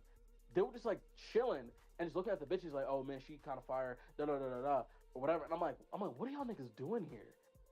I was so lost. I'm like, did you buy the ticket to like? She just like look at women, like just. Yeah, and it's not like they were talking to them. They were Oh, that's so weird. yeah, at some point it was just stalking. Like I'm like, and then but I can't say anything because I'm just watching them niggas do that. Like I was almost like watching like Animal Planet or some shit. Like I'm like watching these niggas just like oh man she fire or whatever. Oh man she got a fat ass da da da da. Bro, remember when da da da da da or whatever. I'm like, bro, what are you doing here, bro? Like, Oh wait, are you talking about the wait? Was this happening when I was like getting the pizza? Like maybe. yeah, because like I know that like getting that pizza was like taking so long, and like I think 2 slices was like $15, like 2 slices and a soda was like $15, and I'm like, dude, the previous day we had like three burgers from Whataburger, and like dude. The previous day we had like 3 burgers from Whataburger, like with fries and like large drinks. I forgot about that. Yeah, we like, and all of that was like $15. Like, bro, that was weird. Yeah, so like anyway, like we were at the Airbnb or whatever, and like I think it was after the first day where we like sold nothing, so we were like extra depressed or whatever. yeah. No. Was this Thursday or was it that Friday? I think it was day That after Friday, day. right? It had to be after day 1. Okay, yeah. So it was after that Friday, and like so me and Mason we were just like dejected. Mason was like, let's get us some Whataburger or whatever, and then like we got like $15 worth of. We got like basically all we wanted was just 2 combos. Yeah. But the nigga came over and he gave us like 4 burgers. It was a lot of shit. No, it was like no. burgers, It was like 3. It was 3 burgers. We just split like the third one. Yeah. It was weird though. It was like a lot of shit, and he was like, "Here," and I'm like, "Is this somebody?" I thought it was somebody else's order because it wasn't even close to what we ordered. We were got, like specific shit. That was just the Lord blessing us. That's all I'm gonna see it. That's all I'm chalking it up as. It was gone real quick. I don't know what the limitations is on robbing Whataburger, but yeah, it's stealing somebody's order. So I don't know. That was weird. Yeah, but like convention food stays being expensive for no reason. Yeah, no, I remember when no, you weren't there for this. I had got the Megan Thee Stallion alcohol because I was like bored, and that shit was like it was damn near $15 for the shot. That shit was crazy. It was like a drink or it was like a shot or a drink or whatever. Regardless, it was expensive as fuck. I drank that shit, and I'm like, this shit was not worth it. I'm like, unless Megan Thee Stallion was supposed to come out here and like feed it to me, like this shit was not worth the price, bro. Like I can't believe that like niggas. Well, actually, you know what? Let me take that back. I can believe it because niggas. That line for the cardboard cutout of Megan Thee Stallion was like literally like I don't know how to. It was like 3 blocks long. You know what I mean? Mm-hmm. That was fucking ridiculous. Remember that? The line for the oh yeah, that was so freaking weird. That didn't make any sense. Outside of like that didn't make sense outside of like understanding that she was supposed to be there. But I'm pretty sure. No. So the story. Okay, so the story how it's supposed to go, right? Mm-hmm. Was that like, what happened? What happened was niggas kept saying that she was supposed to be at that little thing when she really wasn't supposed to be there.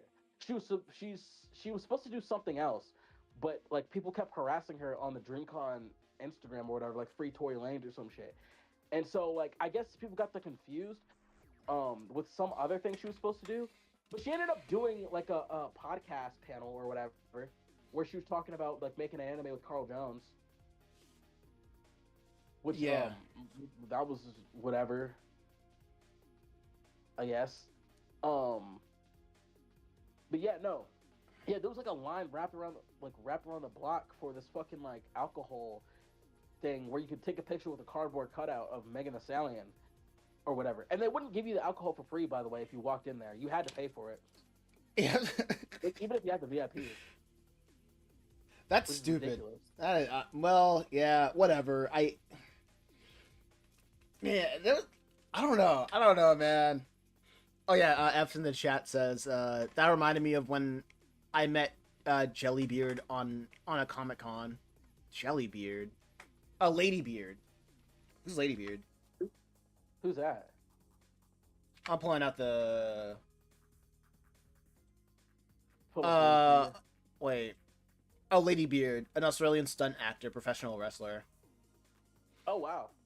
That sounds pretty cool. On a Comic Con, 7'3" guy dressed as a Japanese girl. Oh, that's who he is.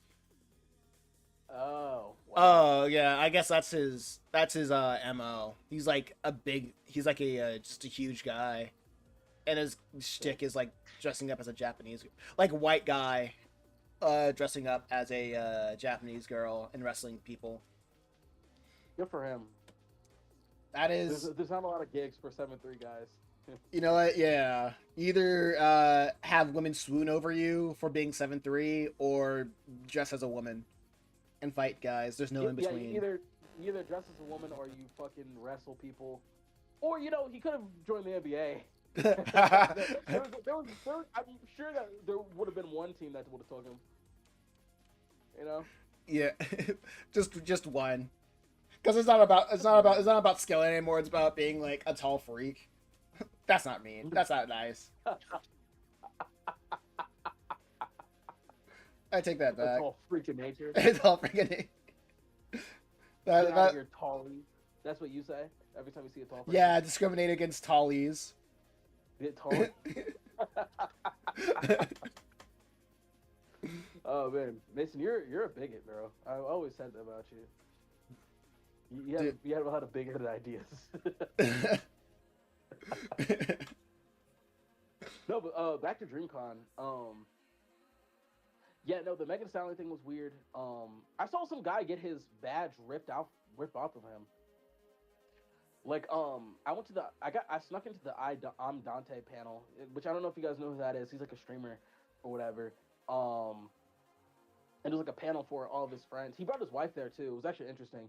Like, him and his wife are like a couple, like a YouTuber couple, I guess. And so he brought his wife up there, and they were doing like a Q&A or whatever. And by the end of it, he was like, "Hey, if you want a picture, come up here or whatever." And everyone like ran up there or whatever. And then I was talking to one of the security, the volunteer guards or whatever, and I was just telling him about animation or whatever because he was really into animation. What is it? This dude who came up to me, and came up to us and was like, "Yo, some nigga just ripped my fucking premium badge off of my neck, bro. What the fuck?" He was like mad as fuck about the shit, or what she should have been. Cause I don't know, the nigga just jealous because I got bread or whatever the fuck. I was like, damn, bro, or whatever. And yeah, he had to end up. I think he had to go to the like main office or whatever. And I don't think they helped him. I think they didn't. They end up didn't helping him. Dang. Ended up not or whatever. Like he got his badge ripped, and like the security guy was like, "You let that happen." He's like,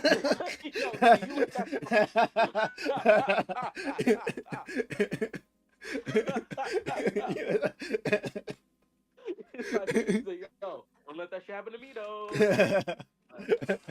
I mean, low key, that's kind of what they said, because I don't think I saw him ever again after that point. Dude, oh man, that sucks. But no, DreamCon is like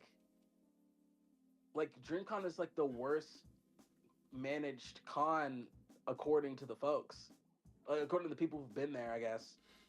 Like, people really don't like the way DreamCon is managed. Actually, you know what? You know what's funny? You know what's so funny? Like, people say, like, I've been hearing, like, DreamCon is, like, the worst managed one, but, like, the DreamCon we went to was, like, the best one. Like, it's the worst. Because people will be like, yeah, this is, like, my third year going to DreamCon, and I gotta say, this is the best one. And it's still, like, a pretty bad managed convention. So I'm like, that's really cool. I don't think it's, like, I don't know, like, me being there, right? Right. Like, unless you're, like, really, like, comfortable around, like, this is the only way I can say this. It's like, unless you're like comfortable around like black people, I guess. If like, you can relax around blacks, this is for you. Yeah.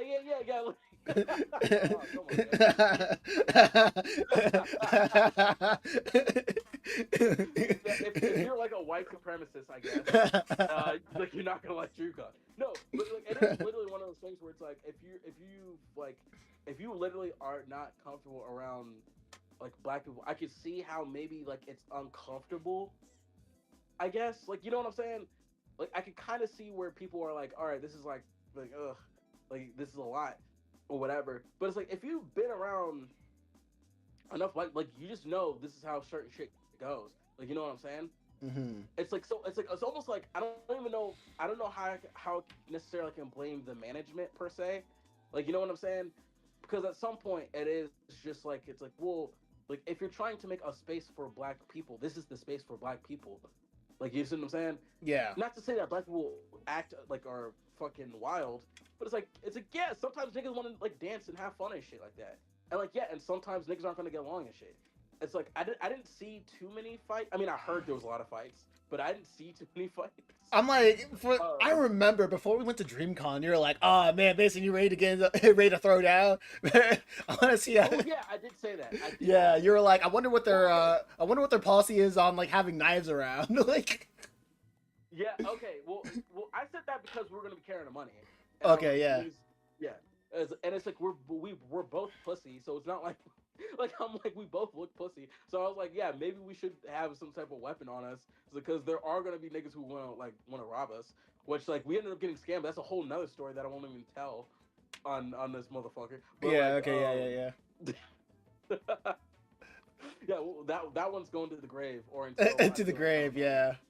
Yeah, Until we meet him or until I feel again. like that Until, until I tell that one. Whatever. Anyway, though. yeah.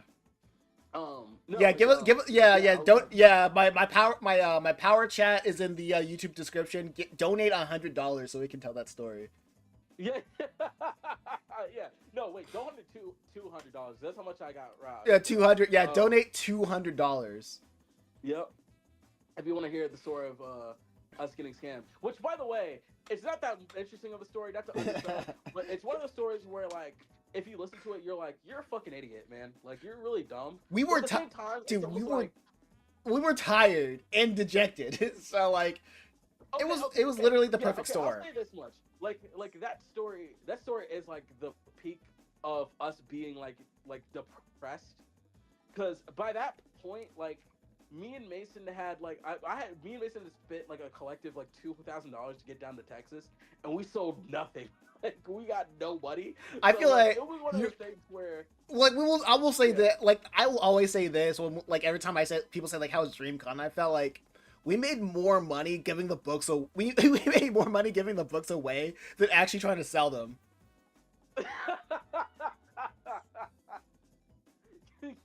I'm laughing because it's true. Like, it really feels like that last day when we were like, we were like, all right, fuck it, we're giving all the books away. Now all of a sudden, niggas like wanted to give us money, like, hey, bro, like thanks for the book, like slipping 20s in our jackets and shit. Like, And we're bro, like this shit was crazy. You know what we should do? Let's do a recap of like every day of DreamCon, and we'll like upload it as like a story on your thing. That I think that would be kind of funny. All right, check me out. All right, all listen. right, okay. So like we were planning on going to the DreamCon 2024. Remember the first time we were gonna go to 2024? Like we weren't even gonna go to 2025. Yeah. We are gonna go to 2024, and for whatever reason, I think like some work shit came up for me or something like that. Couldn't so that year I was like, okay, I'm gonna buy tickets early, and I ended up buying the tickets early. Then what is it? I scheduled some Airbnbs and shit like that of that nature or whatever, and I got the rent. We got a rental car too. I got us a rental car. I was like, oh man, we're gonna have a rental car so we can park anywhere we need to, get how many books we need to get out, and then get the fuck out. It's gonna be cool. Thursday comes, which is like the day before DreamCon. Thursday comes. I fly into Texas or whatever, and I don't even think you know this actually. When I go into Texas, I check my bank account and I look at my like statement or whatever or my transaction list, and I realize Apple took like all of my spending money. Oh, Apple. So yes, like Apple and like some other thing. It was like I had like $50. I had $50 that I was gonna use to go to the Airbnb, The reason why I had $50 of spending money was because I was supposed to wait for my paycheck to come in that night. So here's what happened, right? Right. I get off the plane and I'm like, okay, I have $50 to go to my Uber or whatever. The $50 is gone when I touch down. And I'm Mm-hmm. like, oh fuck. I'm like calling around to my brother and I'm like, yo, do you got any like bread or whatever the fuck? And they're like, nah, like I'm sorry I can't spot you or whatever the fuck. Like what's going on? I'm like, yo, I'm in the airport or whatever. They're like, oh shit, or whatever. Dog. So like I go to the Marriott in the airport and I'm literally like just walking around the Marriott. There's like people looking at me like, "Hey, what the fuck are you doing here?" And I'm like, "No, I'm just chilling." Like, all right, like you know what I mean? Like, all right, dude, like whatever. And so I just go in the bathroom, and I'm literally like, I'm sitting on the toilet and I'm praying to God that my paycheck comes through early for whatever reason. I'm like, I'm like, just give me my money early, please, like for the love of God. And God is good because 12 p.m. hit, I got my money. I got my money. I was Okay. like, oh my god, all right, thank God. So I take an Uber, I go to the Airbnb, and it's one of those things where it's like I've never been to Houston, Texas before, so I never knew how like the zoning laws are fucked up. And I think you can attest to this too, Mason. I Yeah. think we were directly in the hood. Like we were straight smack dab in the hood. Oh The yeah. Airbnb, I guess. I feel it looked like Hurricane Katrina just like swept through yesterday, like where we were at. like, It like, was like, listen, I've been in many hoods, like voluntarily and involuntarily in my life. That was the first time where I ever touched down in an area, and I was like, oh shit. I was like, oh fuck. like, we might have made a mistake. But I'm like, you know what I mean? I'm not like pussy, so I'm like, all right, fuck it. Well, I'm just gonna go into the house or whatever. So I like have to basically like almost like finagle this gate open, and I walk to the back of the Airbnb, and it's like this like little shed area, like a guest house area in the back or whatever. And I go into the Airbnb, and the shit is small. no, it Now was. it was comfortable. You know what's Yeah, the what? thing? It was a shed cut in half. It wasn't just a shed. It was a shed cut in half. it was like it was a shed like made into this like little like guest home. So it was like the square footage was so small. Like it was smaller than I thought it was supposed to be. Like cuz I paid for it and I was trying to get an entire house. Like Mm-hmm. that was my thing. I was we're going to ball out, we're going to get an entire house or whatever. And so I thought that the house I was getting was going to be a little bit bigger. It was going to be like maybe like a 2 bedroom apartment. That's how big it was going to be, kind of thing. So I'm like, okay. And so when I came in and I found out it was like half a shed, I was like, oh shit.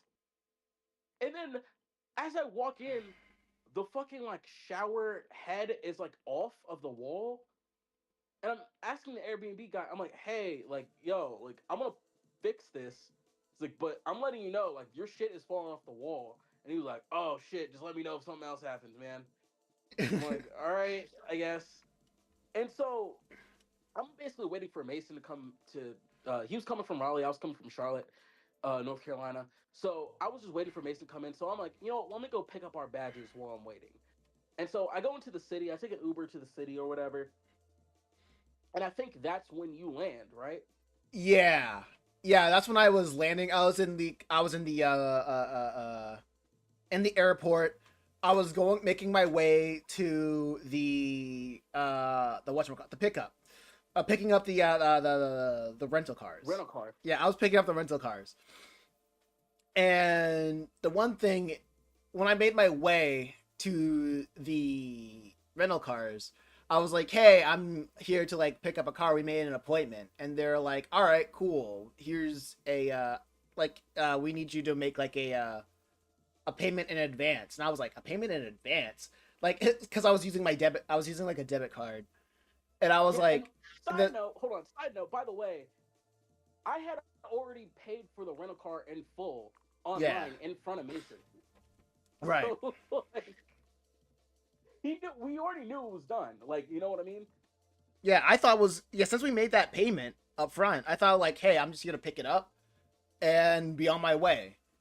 But they were saying, okay, cool. Can you swipe your card?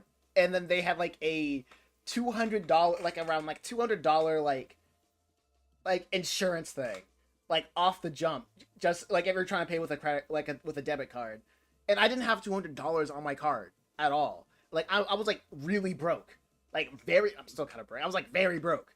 I shouldn't even be out here that kind of broke, right? Yeah, yeah. Even you know what's funny about that? Like, I wish you could see, but it was funny because like I remember when I first said like, yeah, let's go to DreamCon. You're like with whose money? Like, what the fuck are we gonna do to get out of the DreamCon, man? Yeah. So they were like, okay, cool. I don't really have, I don't have the payment for to do it. And then she was like, oh, cool. Sorry about that. Like, and plus she was like, oh yeah, we also checked your credit score. So it was in a way that even if I had the money, they still wouldn't give it to me because my credit score was too low to like rent a car. So I was like, I called up Matt. It was like, yeah, Matt, there's gonna be a problem. We're not gonna like have a rental car like out here. And I don't know, like I know you were before I was going to the picking up the car. You're scoping out the area. You're scoping out the convention area. No, so I think no. Here's what happened. So I was at the Airbnb. The reason why I went to get the badges is because you were waiting for your luggage. Yeah. You got that part. You lost your luggage. Or they lost your luggage or whatever. Oh yeah. Okay, so like with the what happened with that, it was not really that interesting. They gave me this before, like I don't know why they're doing this right now, but oftentimes when you're booking a flight, they say, hey, we're gonna need like some people to have their luggage underneath the plane to make more room when there's like a full flight. So I opted in like, hey, yeah, you can put my luggage under the plane and I'll just pick it up after we land. But it was like, I forgot how long that flight was. It was like a 5-hour flight or something like that. So by the time we touched down, like I kind of forgot that I needed to like pick it up from like the gate when you leave. So they're like, hey, so I was like, by the time I realized it, I was already at the point of no return. Like like we're like on the shuttle part of the airport after the point that like you can't return. So I went to the receptionist saying like, yo, how can I get my luggage? And then they said, yeah, you just gonna have to like wait for your luggage to come out of the conveyor belt like everyone else's. And while I was waiting for my luggage to come out of the conveyor belt, more and more people were waiting on like beside me. And then that's when they made the announcement that they messed up on the conveyor belt. they didn't, like, I don't know what was going on, but what essentially happened, nobody was getting their luggage for a while. So they basically went on the intercom and like, excuse me, everybody, sorry to let you guys know, Al Qaeda stole your luggage. It's like they came back, they wanted revenge. Basically 9/11 thing again. They just wanted your luggage. Sorry. So I was like, you know what? While I'm waiting like an ungodly amount of time for my luggage, I'm going to the rental car place to pick up the rental car. And then after I get the car, I'm going to drive back here. Well, that probably wasn't a good idea, but after I get the car, I'm probably gonna drive back, pick up my luggage, then go to the Airbnb, and we can plan out what's going on. So I went to the shuttle, not shuttle, but I went to the rental car place. They said, "Yo, we're gonna need more money up front because we don't trust you to have one of our cars." And I was like, "Okay, I don't have the money." And then even though when she tried to help me, I think the part you're missing too, like they didn't originally say $200. They wanted $500 because you like. Yeah, it was you need to pay up front. Yeah, okay, up front. Oh yeah, that was right. $500. It was like 200, 500. It was an amount of money that I couldn't even afford at that time either. You know what I mean? I remember I said I was gonna put up money, and then you said $500, and I'm like, nigga. Okay, that was it. I don't got that money on me right now. Like, yeah, it was crazy. It was crazy, and they'll be like, they did say like they'll pay us back after he returned the car. And I'm like, I don't have 500 money, so you can have, so you can like hold on to, even though we already made the payment, right? Yeah, we had already made it, bro. How much was that? That was like what, like $400 or whatever the fuck I paid. It was so much money. It was already enough money. I was Yeah, like, like a dude, this is deposit. crazy. Yeah, for a deposit for them to hold on to. After the chest to like a deposit or something. Yeah, something for them to hold on to because they don't trust me. Yeah, something like They don't that. trust people with debit cards. Like they only trust people with credit cards and with good credit at that. So I was like, you know what, whatever, whatever. So I had to call up Matt, being like, here's the situation, and Matt was heated. And I was Like, pissed. Matt was heated, and I was like, all right, I'm. So I remember I was like, yo, we're here, we're not turning back. Here's what we're gonna do. Like we're gonna have to figure out something, Yeah, right? there was a point in that call where like if Mason wasn't on the phone, I would have full on crashed out. Like it was it was to a point where I was like, what the fuck? And Mason was like, no, like we already like we're down here, so it doesn't matter. Like we're already here, like we can't do shit. Fuck it. And I was Yeah, like, okay, we either fuck it. sing. All right, fine. we, And that's when I was going to dream. That's when I was going to go to the convention center yeah, to get the badges. Yes. it's really funny how sometimes like I say stuff and I'm like, that's what something Travis would say, and I'm like, Yeah. I'm like, but yeah, I was like, I'm like, yeah, we're here. We gotta figure something out. So I was like, all right, I'm gonna take an Uber to go to. I'm tired. I'm gonna take an Uber to go to the Airbnb, and after we get to the Mhm. Airbnb, we can make up a plan of like what we're gonna do. So like I know you were just like scoping out at that time. You were scoping out Yeah. the convention, which was Yes. kind of So at that funny. point, I go into the Uber, right, and Yeah, I'm yeah, like, yeah. okay, let's go to the city. I go to the city or whatever, and to look at the convention center or whatever. And so at some point, I call Mason or whatever. And I'm literally walking around the city, and I kind of look kind of sus, low key, Yeah. because like me and Mason were like, oh, we should find a place where we can stash the books since we don't have a car, just in Like case they don't let us bring it in and stuff. like the most And terrorist so idea. Like like yeah, yeah, we were basically like trying to like Boston Marathon. It was fucking insane. I don't know why we thought that was a smart idea. So like a fucking idiot, like I'm like literally like ducking behind bushes and shit. Like I'm like, no, that's not gonna work. Like, dude, and like I'm on the phone and I'm like talking to you, like, no, that's not gonna work. Everyone's gonna see it. Like I'm like saying shit like that. Like walking around, and then like I'm also like talking to people. I'm like, hey, excuse me, brother. Like you think you'll park a car over here, bro? Like, and niggas like, no. Like, what are you talking about? I'm like, all right, yeah, cool. All right, see ya. I'm like talking to people and shit. That was the most. That was so fucking stupid. Anyway, though, I got the badges.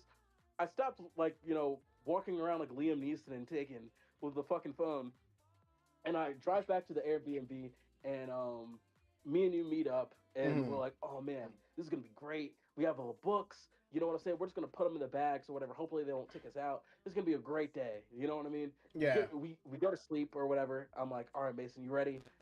And go to sleep. We wake up. It is fucking pouring rain. Oh yeah.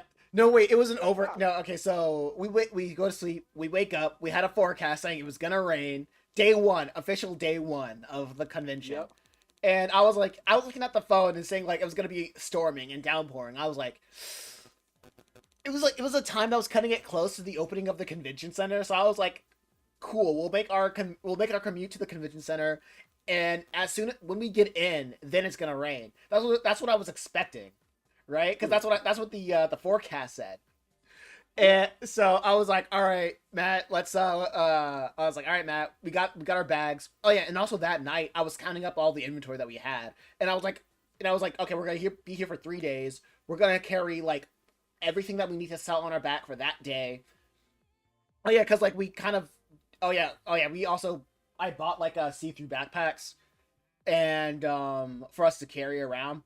And I think we kind of gone to a point where we were like, okay, we can't really put our bags, our duffel bags, our travel bags anywhere, right?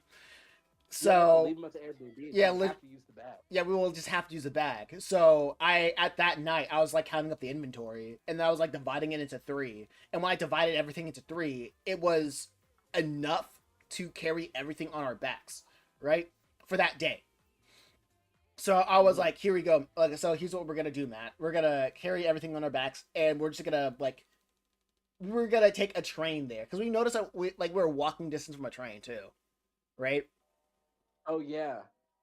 So I was like, we're gonna Oh take yeah. I forgot yeah. that. So we're like, we're And going then to we take were the walking train. through a neighborhood. Yeah. So we're walking through the neighborhood The neighborhood. to the train. To the train. We're gonna take that train, and one of the stops is at the convention center.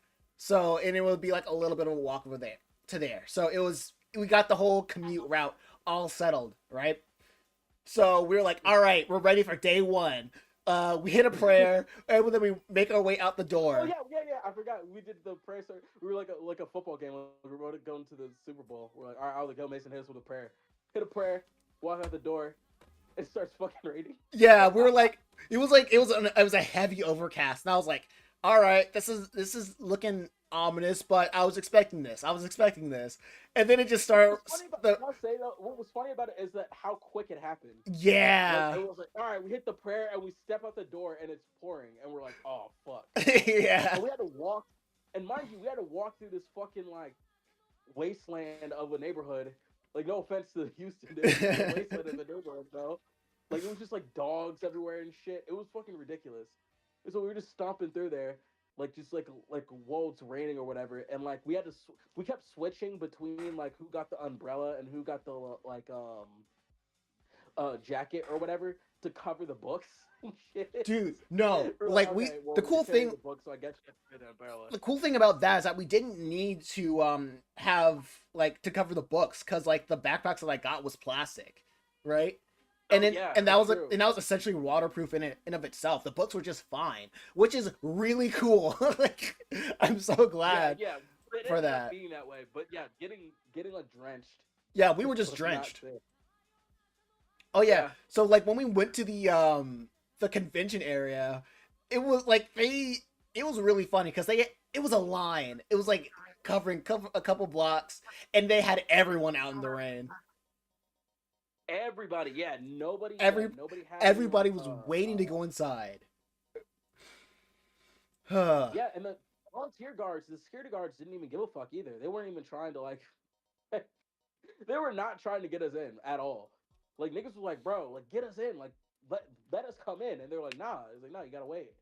Like fuck it. Yeah, and we kept passing out business cards and shit in line. We're like, yo guys, check us out. Ha ha ha ha. We Or whatever. make Remember? yeah. I was like yeah. We make manga. We make comics. I hate Yeah, and some people were interested, but some people were like, some people were like, guys, it's raining. Like, I don't give a fuck. For real. yeah Like, I'm not trying to deal with this kind of thing. So yeah. we get into the convention, and like we're like, all right, cool. Like we're finally here or whatever. We start taping the free comic signs on our chest. We made these signs to free comics on No, them. no, free comics was like the last day. We had ask me about buy our yeah. comics. No, That's it was what like it was. ask us about our it was like ask us about our comics. That's Yes, what it was. ask us about our comics. But Yeah. we take that to our chest or whatever, and we're like, all right, cool, this is gonna be exciting or whatever. And we walk around the convention together, and then we split up at the cafeteria. Mm-hmm. After that point, it was just like we were just talking to people and like making no sales. Like we were hitting each other up every once in a while to be like, "Hey, did you make any sales?" Like, nope. It was like, "Okay, cool. Guess you didn't make any sales. Oh, don't worry, we got the next hour. Next hour, nothing. Next hour, nothing. Next hour, nothing." It was fucking terrible. Because you got to imagine, right?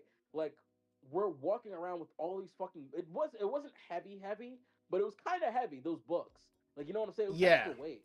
Oh yeah, So you my have to walk around this big ass convention with all yeah. this weight. You know? Yeah, also We hey were Lamai, trying. welcome to the chat. Okay, Oh you yeah, were welcome to saying. the chat. Anyway, though, yeah. So we're walking around with all this weight or whatever, and I think around like maybe one, maybe two, we meet up again, Mm-hmm. and we're like, and we're just sitting there, and I just remember the look on Mason's face of just like trying to calculate like how to make that work. He just looked like Walter White like trying to figure out how to like take down what is it, Jack and his crew at the Yeah, end of like season freaking five. Tuco or Like, whatever.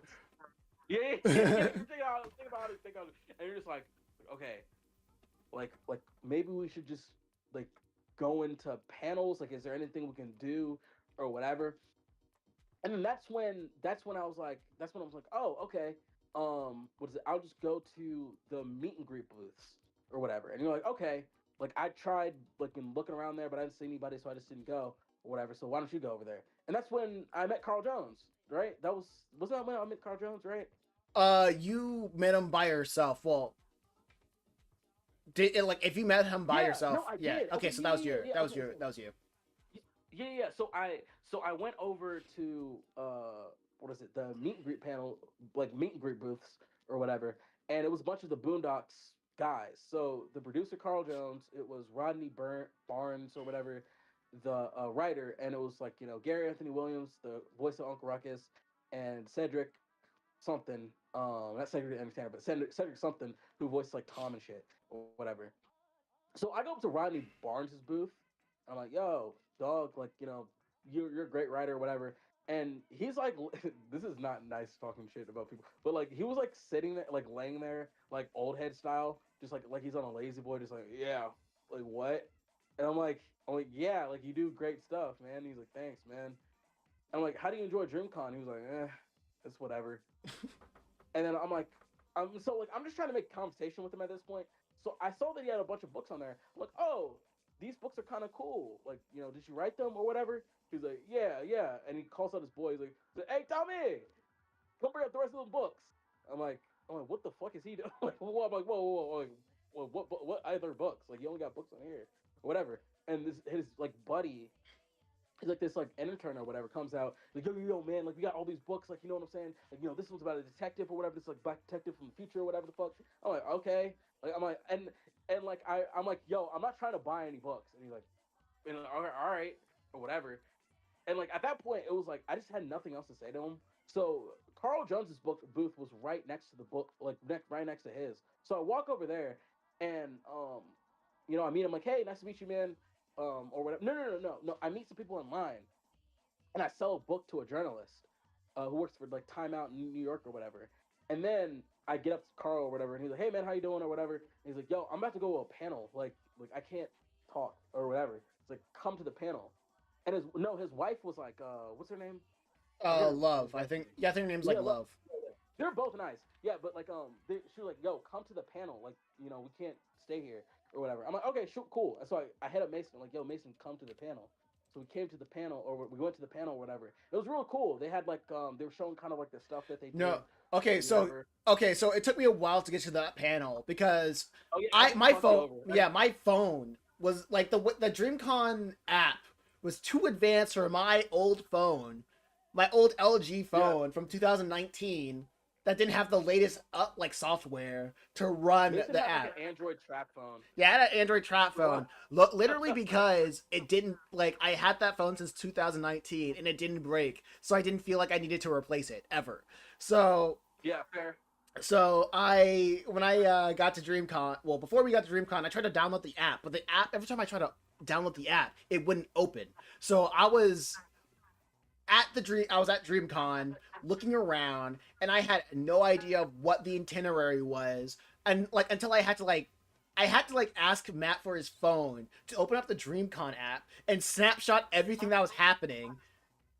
And when I was like looking Oh at yeah. and when I was like looking at what was happening, a lot of it was just boring. And a lot of it just wasn't interesting, and I wasn't really thinking about, like, I couldn't like vision myself making sales like just by being at those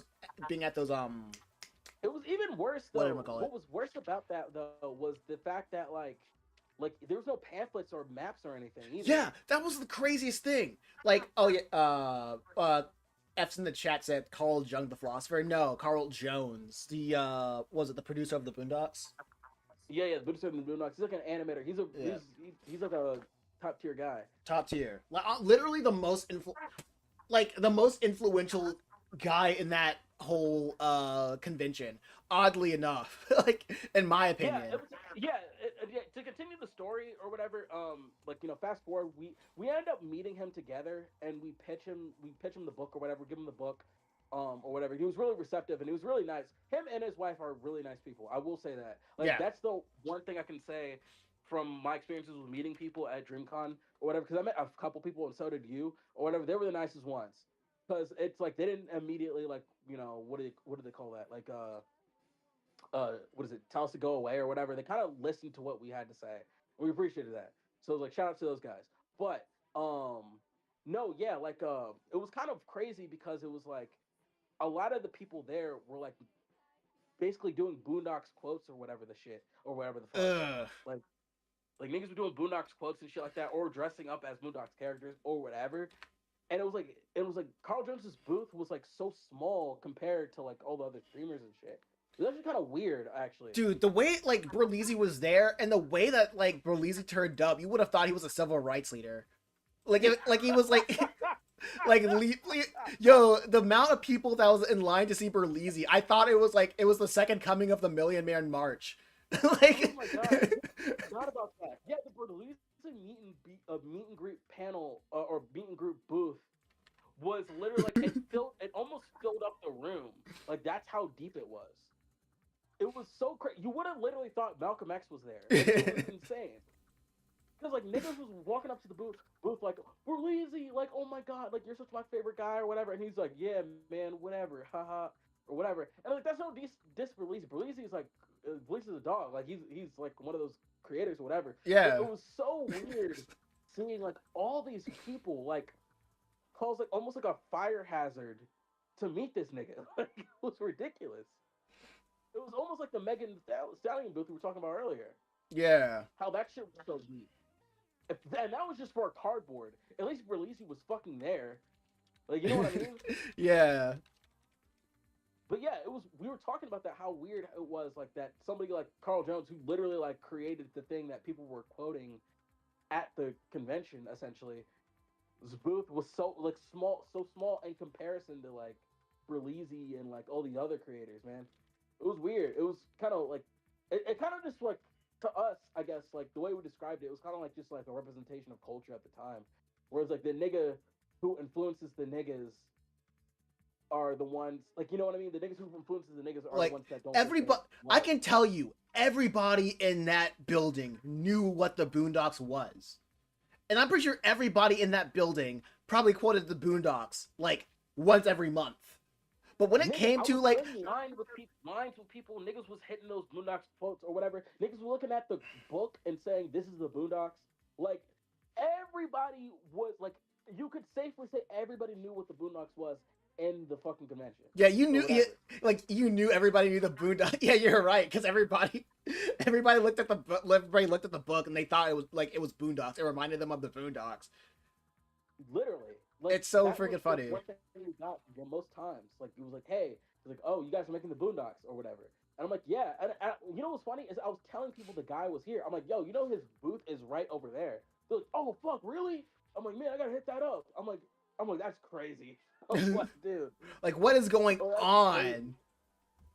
Yeah, no, actually, no. Like, I guess that's also that's like the second funniest thing you told me that happened at DreamCon. But when you're like, I think it was like the second day when you're hitting up niggas, like the interview niggas, and like you were saying like, oh yeah, check out Just the Reaper, and like one of the interviews like took the book out of your hand, and he's like, guys, check it out, we're making black comics now, and, like in a black culture convention. Where in the artist alley they had literally walls upon like black creators making their own comics. Oh shit, that's so. Oh fuck, I forgot about that. Yeah. Oh yeah, that happened on the last day. Okay, yeah. I was in the interview or whatever, and a dude had hit me or whatever. He's like, yo, you want to do an interview or whatever? I'm like, nah, or whatever. He was like, nah, you want to shout out your thing then? I'm like, yeah. And so I'm like, yo, check out Just Reaper, da da da da da. And the dude grabbed the book and like went into the camera. Was like, yo, black people are making comics now. Look at this. Like, I was like, dude, like, have you even been downstairs? Like, there's a bunch of niggas doing what I'm doing right now. Like, Jesus Christ. But no, anyway though, yeah. So after we met Carl Jones or whatever, we decided that was the end of the day. Like we were like, all right, dude, like we're done. Like there's nothing else we can do at this point, or whatever. And we went to the Airbnb, and I think this is like one of my favorite moments in hindsight. But at the moment, it felt like terrible. Me and you went into the Airbnb. No, no, no, no. I went to the Airbnb first, I think, right? Did you Uh, stay? no, we went together. I know we Oh, went okay, together whatever. because Alright, good, because good. you were like, I'm getting tired. And I was like, you know what? Yeah, let's fall back for right now for Okay, today. yeah. So we went to the Airbnb, and me and Mason walk in, and we sit at. There's like two tables, right? There's one table that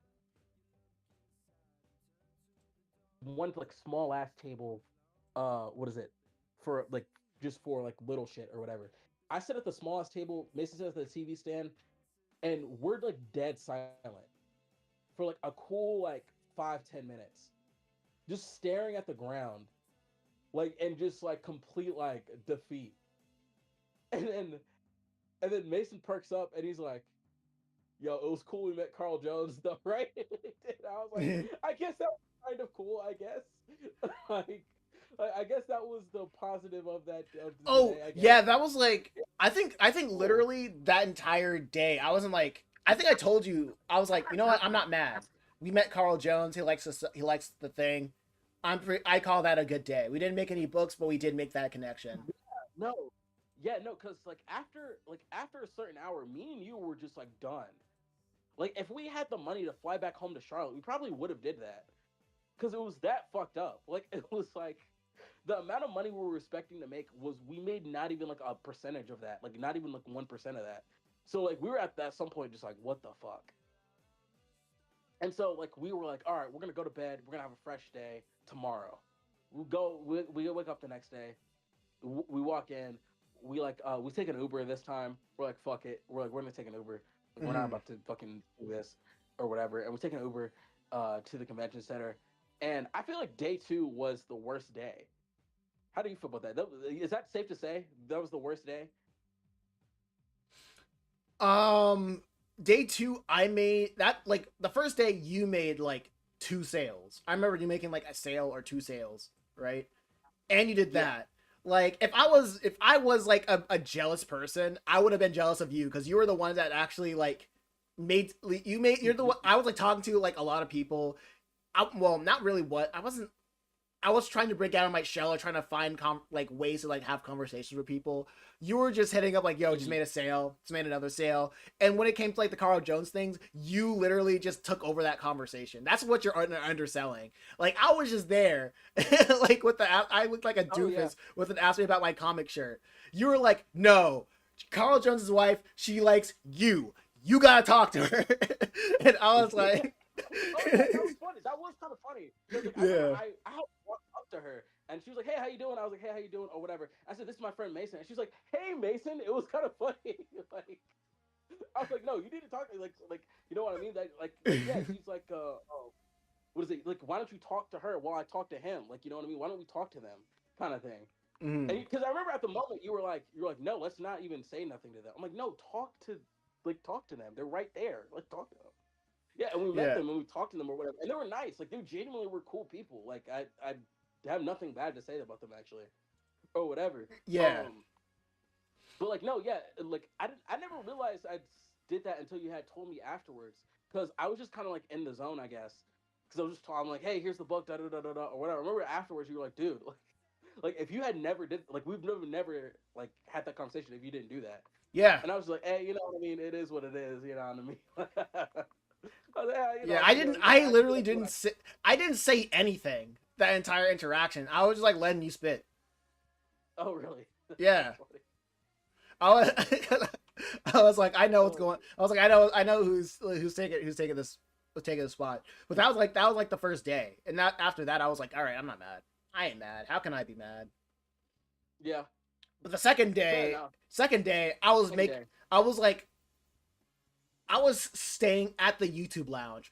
Funny enough, the only place that they had signs for and direction was the YouTube lounge. And I was able to, Yeah. yeah. Oh my god, I forgot Everything about else, that. it was garbage. Like if I want to find like a different area to like, even if I wanted to see like a booth, right? Like not a booth, but like a panel. Like I would have to like go to the I would have to like look at the screenshots that I looked at Matt I took from Matt. And even then I didn't know where anything was. So I asked the I forgot like what do they call it? Like the volunteers. Like Yeah, where are volunteers. yeah, I would have to ask the volunteers like where were the rooms. They're like, I don't know, I just work here. And I'm like, cool, dude. Awesome.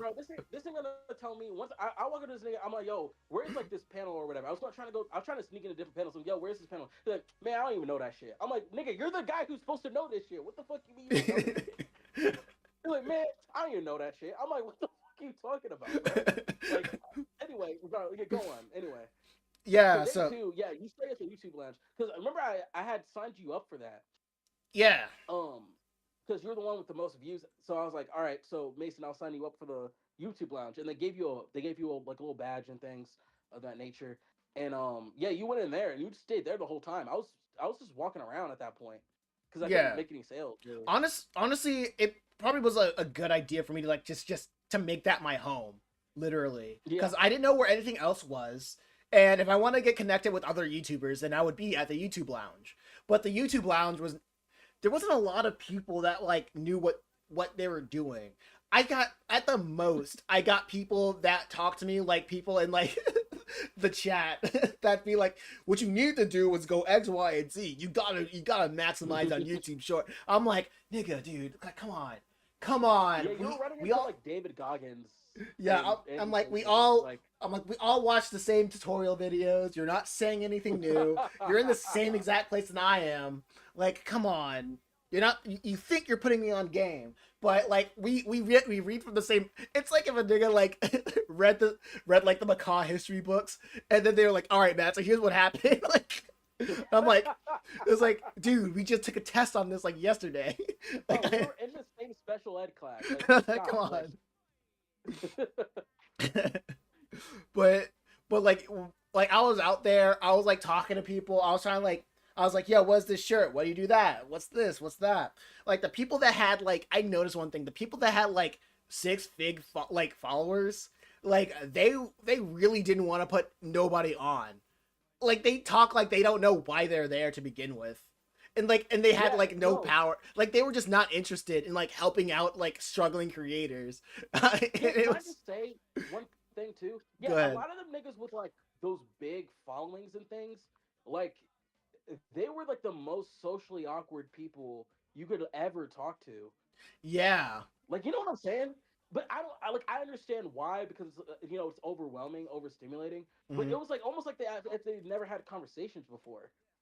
Yeah, like you had like And it wasn't like they were like RDC level. They were just like they had like 200,000 followers. Like It it was was- like, kind of thing like that. it's so weird to like be in a position when like you know how to like you want to genuinely have a conversation with somebody and they just don't know how to carry it. Like you have to like like they like Mhm. nothing things like they don't know how to carry a conversation. But I get it. I want to like give them grace cuz like we're probably not the first or the last people that would want to talk to them. Yeah. But for sure. it No, was for sure, but it was But annoying. even the way that we were approaching them though, it wasn't as if we were like trying to. Because at some point we stopped selling to people. We just started Yeah. talking to people. So like it was like I'm like, hey, how you doing? And they're like, and it was literally like they were like, I don't know, like you know what I mean, like. You're like, all right, dude. Like, I'll leave you alone. Like, yeah, it's like, all right, fuck it, I'll leave you alone. Jesus. Yeah. God damn. He's like going But to I don't know, man. it's like I don't know. It's really you know what was also really funny? Like meeting people and like knowing that our level of like interaction or just like our people skills were just like way higher than like people who Yeah, already it was interesting seeing like, yo, it is almost like kind of like walking. It was like that one scene in Jujutsu Kaisen 0 where like Yuta first steps into the fucking classroom and his aura is like red and fucked up. Yeah. Whatever. And I was like, what the fuck? Because it didn't feel like that at some point because people did not want to talk. And so you're like, hey, how you doing? They're like, what the fuck are you doing? Why are you in my personal space? Like we have it's like having the aura but then we have to like make other people understand that we have the aura. It's like, Yeah, it was weird. Yeah, it was strange. But no, yeah, day two was literally us just like walking around.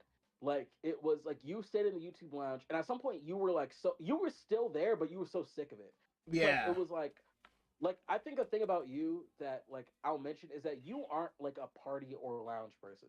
Like that's not your steez.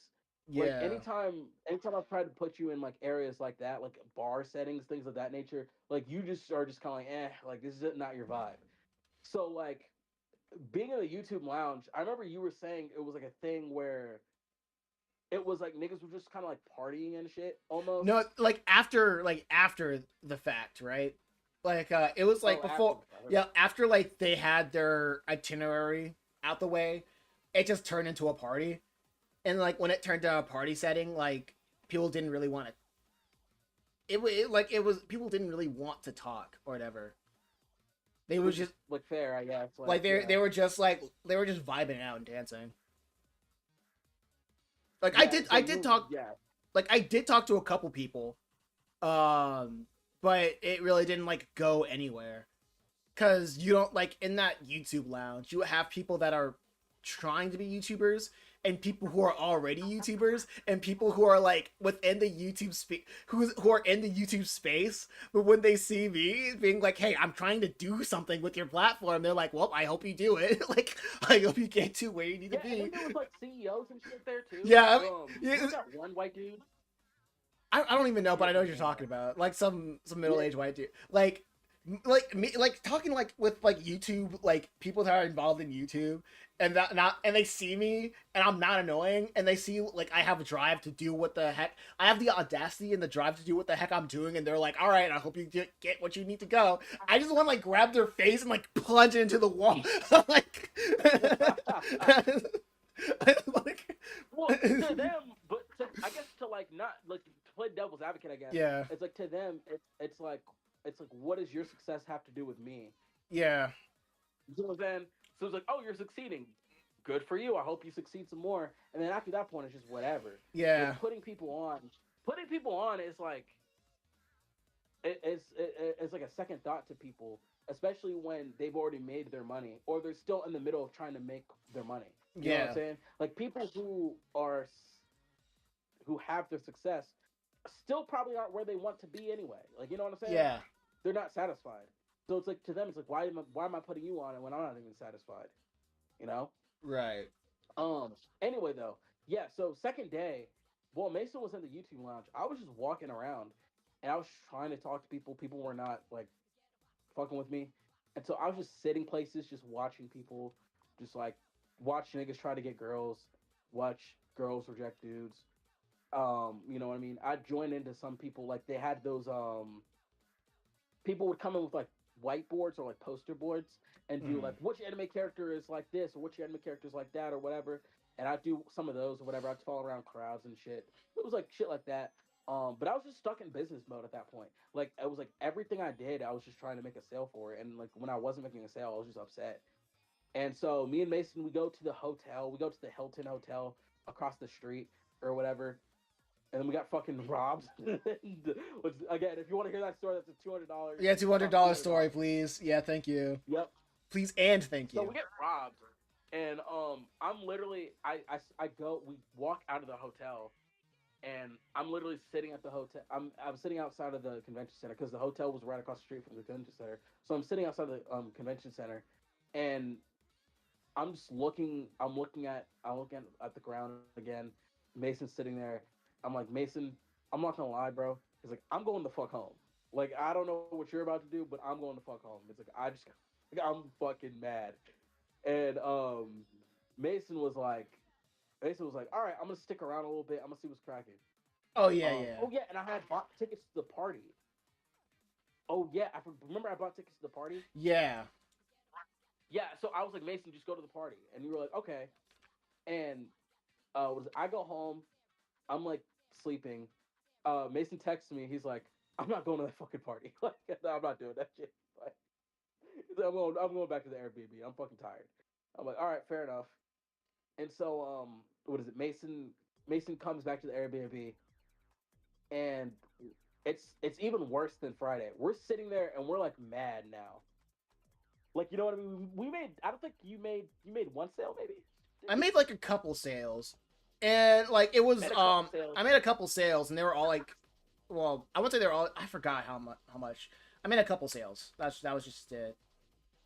Yeah, but it wasn't a lot of money. Yeah, I remember my that. bag was still heavy, so Yeah, the bag was so heavy as shit. So we went to the Airbnb and we were both pissed.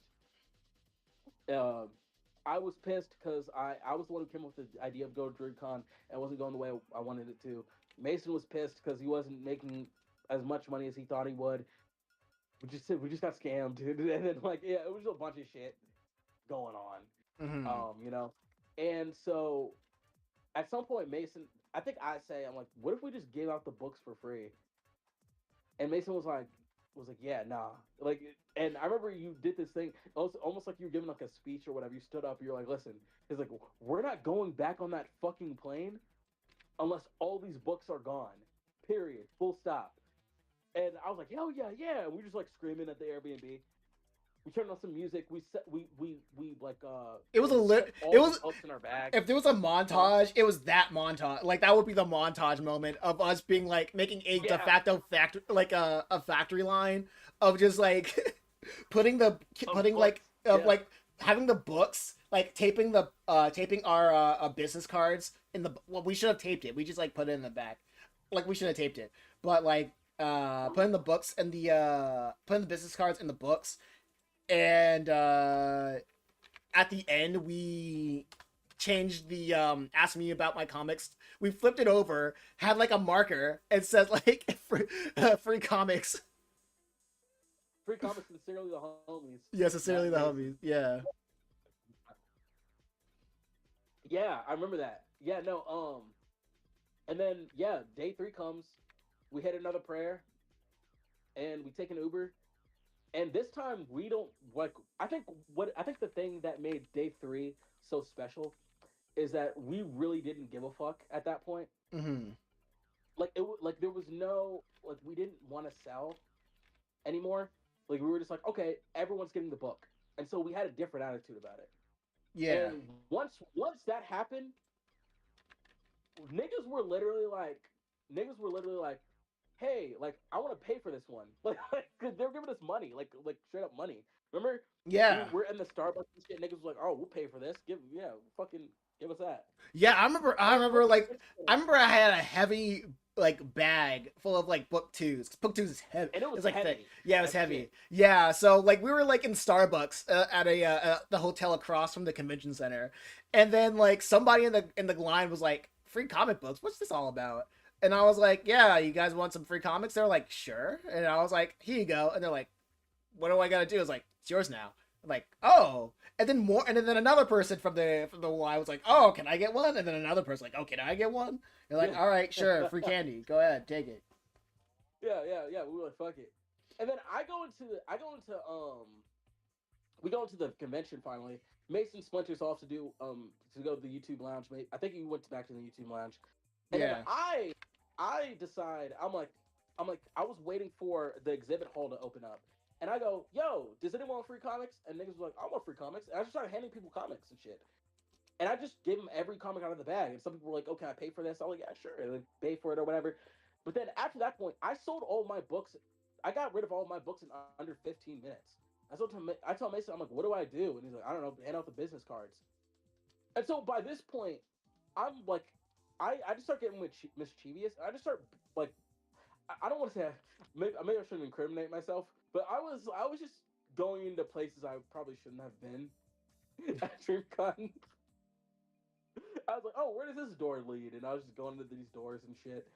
Um, yeah, and that's how I snuck into the premium badge areas.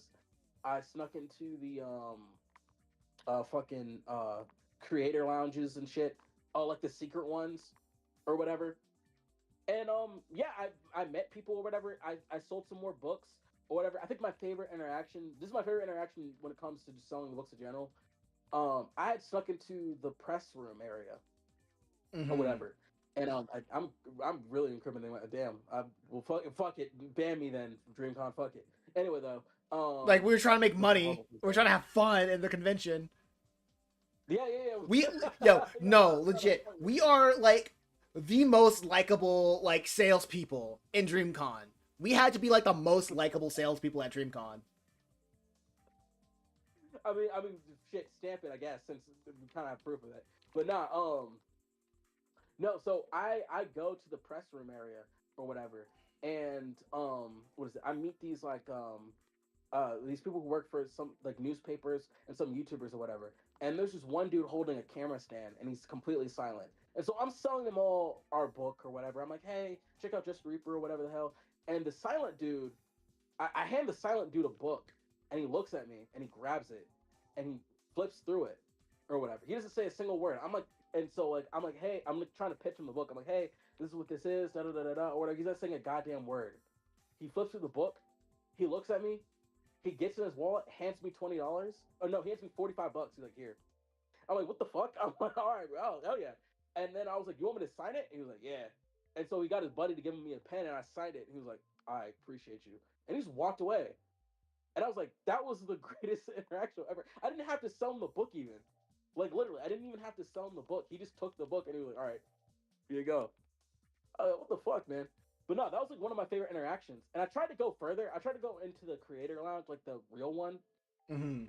like with all the big creators. I tried to go into the creator lounge, but the security guard saw that I snuck into the press lounge, and they were like, "Dog, like please, like come on, man, like, like he's like, don't Yeah, make me have to do my job." Essentially, and I was like, "All right," I'm like, "All right, man, you know what I mean? I had my fun or whatever." And then yeah, I just snuck into more panels. I stuck into I'm Dante panel. I stuck into a couple other panels. I can't remember the names of them because at some point I just wasn't paying attention to them. Oh wait, there's You know some. what I mean? Wait, there's more. There's people writing in the horizontal chat, and I just wasn't paying Oh, what is attention. next? Lamai says, "I'm looking at DreamCon. And it looks like, it looks less fine art focused and more entertainment. Yeah, lots of YouTubers, actors, Essentially. cosplayers, and entertainers. Not many comic artists and artisans. Yeah, essentially.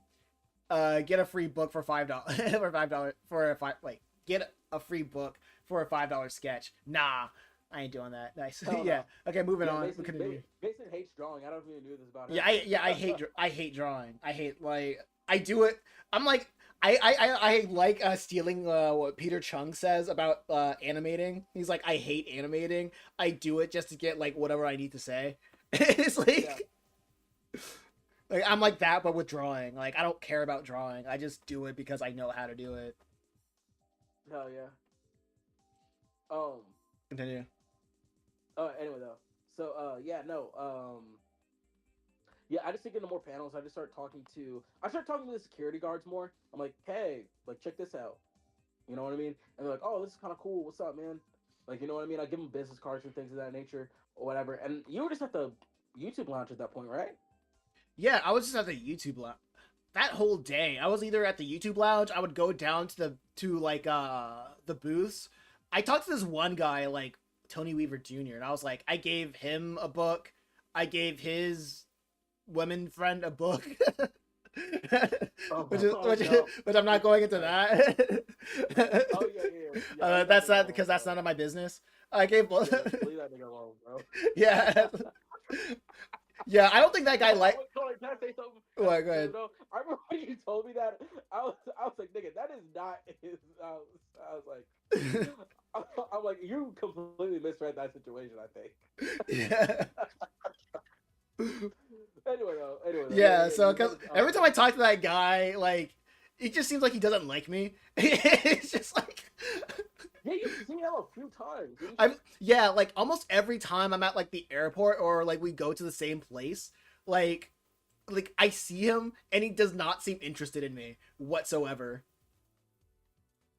Yeah, I do remember you telling me about that.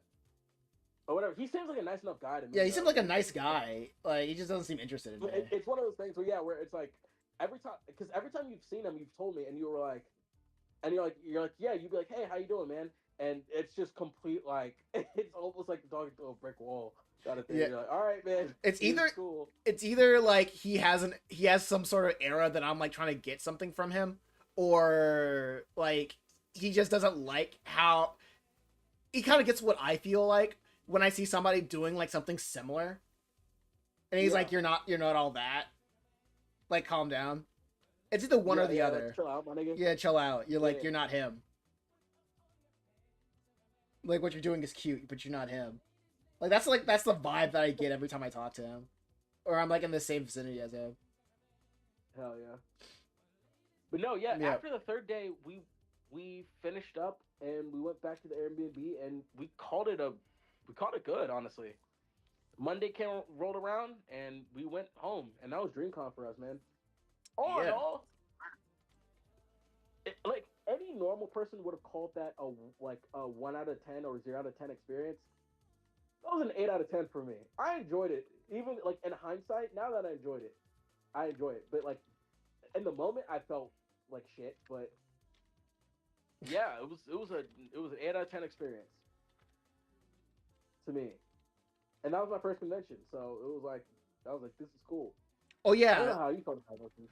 I keep going back and forth of like, would I do it again? If I would do it again, what would I change? And then I'm like, dang.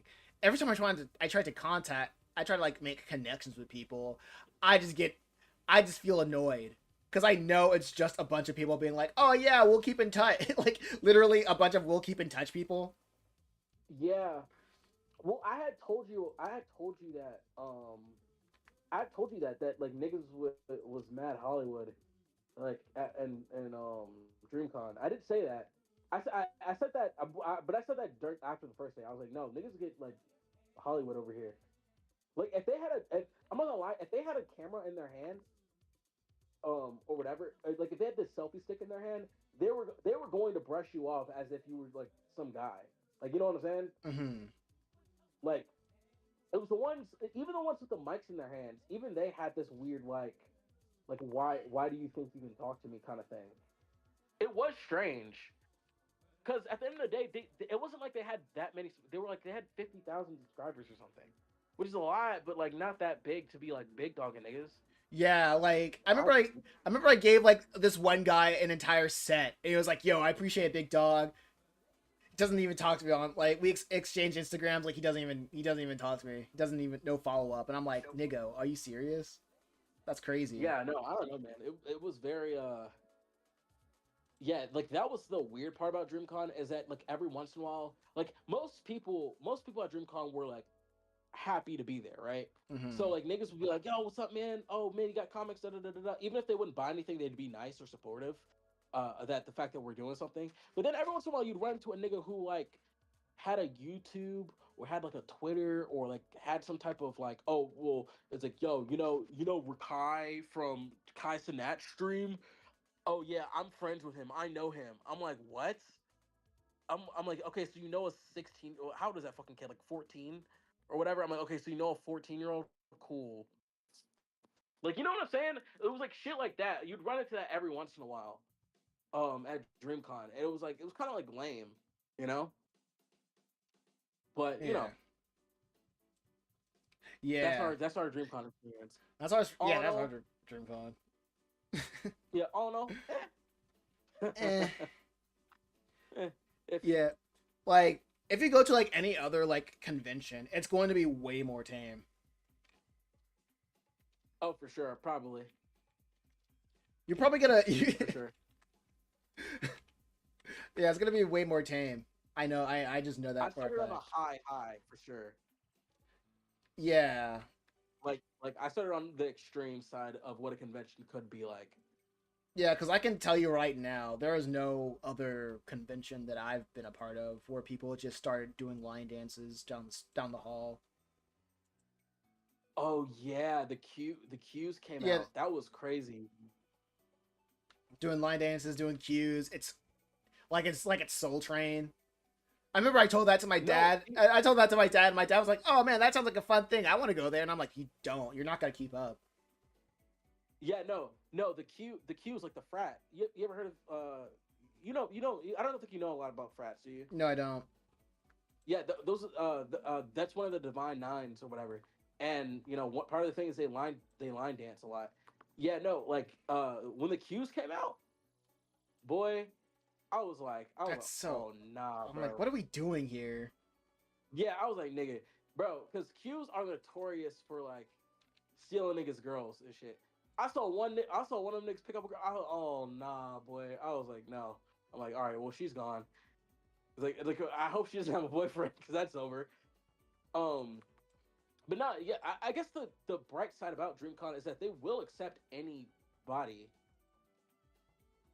Like, you know what I mean? Unless you have beef with with them.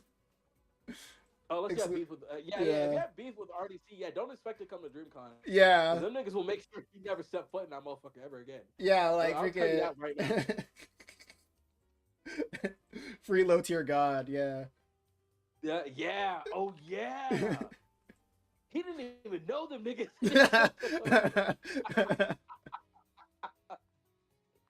He didn't even know them niggas, and they still banned him from DreamCon, right? Yeah. Yo, freeload to your guy for real, bro. That's fucked up. Nah, you can't do that to the homie. Let him embarrass himself first. Yeah, that was crazy. Cause I remember Low Tier God was like, I like RDC. Like, I fuck with them niggas, da da da da da, or whatever. And he thought he was banned, and he's like, what the fuck? Oh man. Wait, did he get banned, or was it a thing that they wouldn't invite him over there or something? I think he got banned, right? Yeah. I don't think he did anything. It was just internet beef. Yeah, That they didn't want anything a part of. They didn't want to be a part of it. So they're like, you're not bringing that to the convention. Yeah, yeah. RDC has done that a couple times where they've personally like went out and been like, no, this nigga's not allowed. Oh man, yeah, them niggas don't play, man. Them niggas move like the Akatsuki, bro. You know what I'm saying? You can't step around them niggas. Absolutely not. Yeah, bro. It was funny. I really didn't want to. I really didn't want to meet them, but not even on some starstruck shit. Because I'm never. I don't think I've ever been starstruck. I've met a couple people that I've liked, and I've never been like. I'm like, oh, it's cool. I met them. Carl Jones is like. I don't think that was really starstruck more than it was. I was happy. Like it was a genuinely good. Like it was a positive conversation. I guess. I mean, it felt like a positive conversation to me. So I was like, okay, that was really, really cool. Like, you know what I mean? But like, I've never been starstruck before. I don't think. Have you ever been starstruck before? Like, have you met somebody you're like, yo, this is cool? No. I don't really go out that much, and like, there's not a lot of people that's like really popping in North Carolina. So like, when I see somebody, well, so like it's rare for me to like to meet somebody that like really done anything cool out here, except for that one guy that made that movie, like Keith Knight. It's not that one guy that made what actually. Oh yeah, Keith Knight, and I did meet Cliff Blazinski. That wasn't even a start. That was the funniest conversation you've ever told me about. Yeah, yeah, like like it. I don't really. In one hand, I really don't get why like people in the industry don't really mess with him. On the other hand, like I kind of get it, because like Cliff is like a really cool dude, but like when I was talking to him and like the things that he was interested in, I'm like, okay, yeah, I can see like the culture is like the culture of like making games is just too different for him to like stick around and not make a lot of enemies just by like a couple off-color jokes. Yeah, from the way you described the conversation to me, because you had told me like after it happened or whatever, you had told me about it, and it was like the way that you described him, I'm like, oh, he's almost like stuck at a time kind of thing. You know what I mean? Yeah. He's like I'm not stuck at a time, so I can see why maybe he's not in the industry now, because like the industry the industry was just like stuck at a time. Like I feel like Cliff would be the type of guy that would just like bully a lot of people for like like people call him like, he does have like jock, like what they call like jock energy, and I hate saying that, like like we're like stuck in the 80s, you know what I mean? Yeah. But like he is a really cool dude. He just but he has like that like that energy that like will not go well with a lot of people that are just lame that are just yeah, that is true, man. It was interesting. That was an interesting conversation you told me about. yeah. Yeah. I I like him though. I hope he goes. He was at the Comic Con that's happening this month because there's gonna be a Durham Oh yeah. Comic Con that I'm thinking about going just to say hi to Keith Knight again Mm. and see Have if you he. ever have you ever asked Keith Knight if he? You have his information, don't you? I don't think so. I can probably hit him up and be like, yo, if you remember me, because like last year, I was doing a oh yeah, Lemay says like boots on the ground gameplay in the background. Yeah, oh yeah, Lemay. Wait, hold up, what's going on? What's playing in the background of the stream? I wasn't even paying attention. Okay, cool, everything's fine. Lemay said, low tier god's too toxic for RDC. And I'm like, he's changing around. He's turning around from what I've heard. But anyway, yeah, with like Keith Knight, I think yeah, I can just hit him up and like, do you have anything to say? But like, I remember when I was 2 years ago when I was in Durham, the Durham Comic Con, like I was sharing a booth with somebody, and that other guy was like really like was the one that was really in depth conversation with Keith Knight. And I remember the main thing that I got from like his conversations was that like it's not really worth it to go into like entertainment or just feeling like you're going to have a career in entertainment. That was like the main thing that I got from him Mm.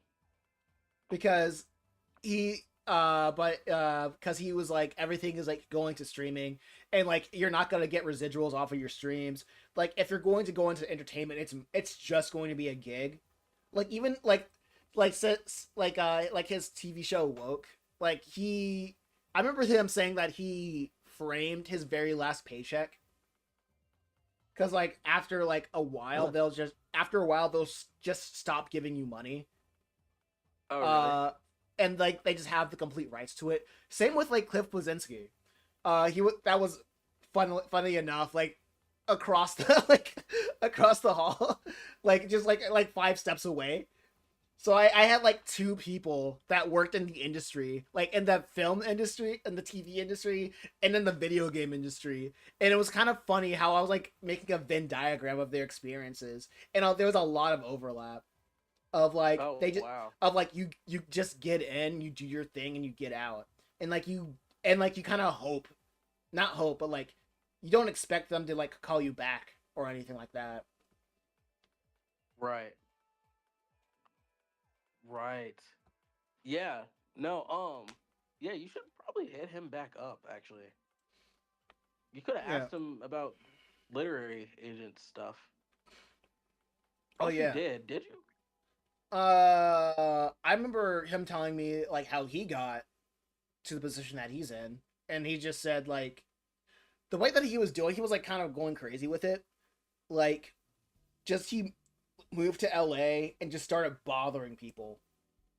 That's what he just started. Oh yeah. He just started bothering as like try to get as much information as possible. Like showed up to like studio, like showing up to like the networks and just like bothering people, Mm. being like, "Hey, what's going on? Hey, I got a story to tell. Hey, I do this, I do that, I make this." And they're like, "All right, we'll give you a shot."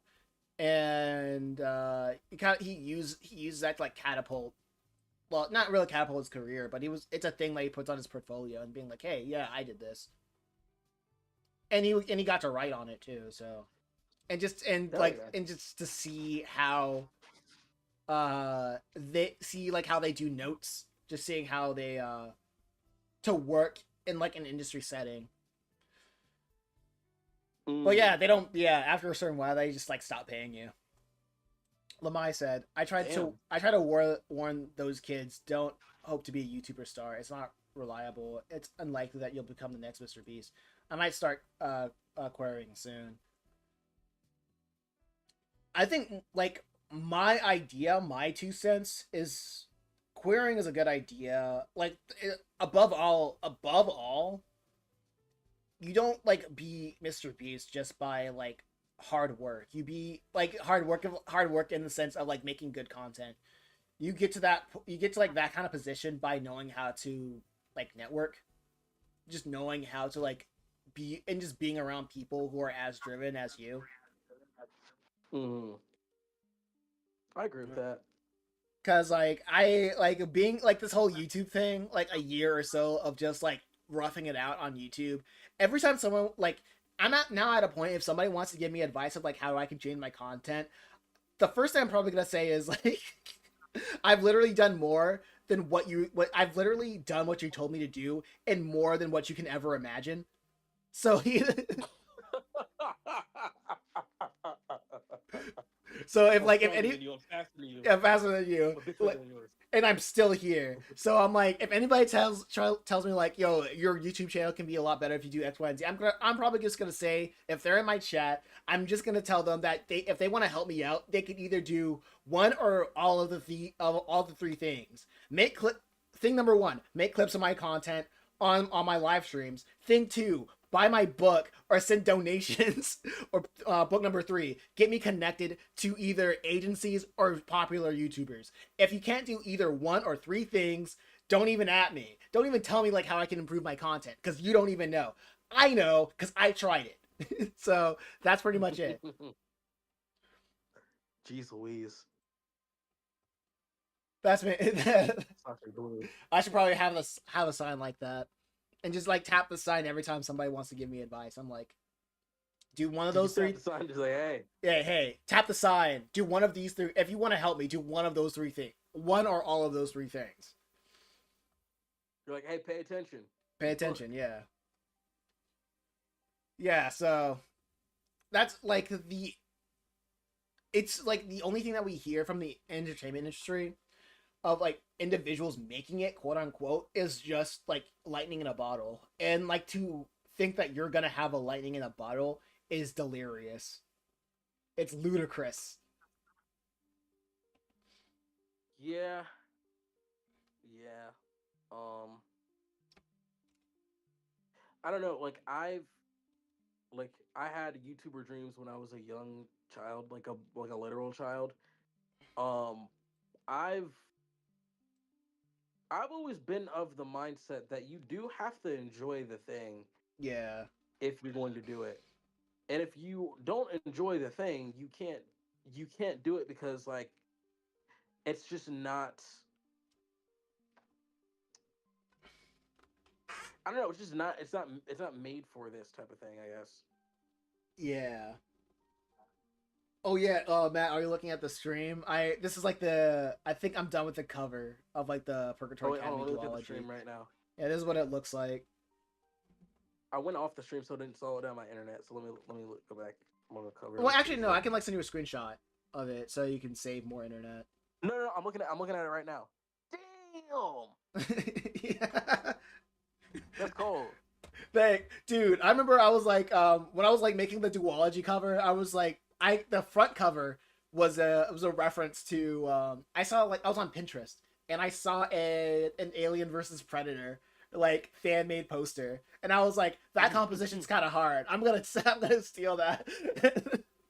And I wanted to like have the background a bunch of like references to a lot of purgatory things that happens in book 1 and 2. Like you got like the noise filter to like the noise filter because like when you go in the playground of ideas, the people who aren't important, they're just silhouettes with a noise filter. You got the pencil, like you got the pencil from book 1 and the pencil from book 2. The pencil that book 1 that where Travis uses to like lodge to lodge within like Lucifer's head, and then the pencil from book 2, what that's in the playground of ideas. You obviously got like the Beelzebub like fly motif because like when every time he's around, then if you see him, you see like the fly texture, and then like the chess pieces. Yeah, the chess pieces from like Jim's side story. And on the back, I literally just like was looking through my video game cases, and like I was like trying to steal covers, like back covers, there's something similar to that I did with like Just a Reaper, and I settled on like the back cover of Sonic Generations, because it had like because like the one thing that I liked about the Sonic Generations back cover is that specific like what emphasize like the two play styles of like classic Sonic and modern Sonic, and it showed in like the design of how they showed the gameplay, and I was like, oh, I can use that for like book 1 and book 2. And then like for like in every game they have like screenshots of like what of like the features of the game. I was like, okay, I'll just add the features of like I'll just add the bonus features that says like, yeah, look at the early concepts, look at the discover the meaning behind each of the author, and like and also I noticed that you're rubbing off on me, like pause, but like the way that you do copy, I've been like literally doing like what I was like saying like, how would Matt write this? Because like I was writing the copy on the spot, so I was thinking like, how would Matt write this? And it was like a lot easier of like imagine. It's a pleasure, bro. Yeah, it's a pleasure. Yeah. Yeah, and on the bottom I just like put actual panels that's in book 1 and 2. So yeah. I do like the new motif of you making like these DVD cover things. Yeah, you know what I mean? Yeah, I think it's it's a lot more interesting than like how things usually are right now. Facts. I enjoy it at least. Yeah, I'm glad you like it. Yeah, so after this, I'm gonna do the same thing with Chimera Island. I might try something else. Well, of course, I'm gonna try like a different back cover. Oh. Mm-hmm. Yeah, but we'll try. But we'll see how it is. We'll see how it is. But yeah, I think this is pretty much done, and I like how it turned out. I like it too. Yeah. Yeah. Hell yeah. But I think this is a good stopping point for the live stream though. Like finish. Yeah, we talked about all of DreamCon, all 3 days of DreamCon. We talked about something after that. We talked about a lot of things. I think it's a good place to stop. Besides, I'm gonna go stream again in like 10 minutes after I eat food, cause like today's like Wednesday and I like stream Mass Effect on like Mondays, Wednesdays, and Fridays. How long do you stream for? Like 3 hours. Nice. No, I'll probably so like all said and done, I'll probably be streaming like 6 hours today. I don't know what the heck I'm gonna do today, but it's my day off, so I'm abusing it as much as possible. Oh yeah, I get that. I feel that. But yeah, it's a good thing that you crashed the stream when you did. Oh really? Yeah, because it's entertaining. Oh hell yeah, yeah. I don't come on the stream very often because I'm just not. Like I like doing things like stand up, things where there's like a physical audience. You know what I mean? It's just more interesting to me. Yeah. So I try to stay off stream, but every once in a while I like to come on stream and like try to spice things up. You know? Yeah. Like you're, and like every time Matt's like, "Yo, like put me on the stream," I'm gonna be like, "Yeah, okay, hey guys," and now we're featuring Matt. Yeah. Yeah. You know what's funny though is that every time I'm like, "Yo, can I come on stream?" You're like, "Sure, whatever." I'm like, yeah. Yeah, hell yeah. So yeah, Stream. It was nice. It was nice talking to you, stream. You know? Exactly. Anyway, I'm gonna go eat some rice for like 10 minutes and then come back with playing Mass Effect. Alright, guys, I'll see y'all in a bit. Maybe I should like keep the stream going, like have maybe I nah. Nah. Yeah, it's who gonna cares? be, yeah, leave him mute. You know, Yeah, yeah. don't give him everything. Don't give him everything. Don't give him the 10-minute satisfaction. Yeah. See, now they can hate me now. There we go. Exactly. Exactly. Anyway, I'll check y'all in like 10 minutes. All right. Bye.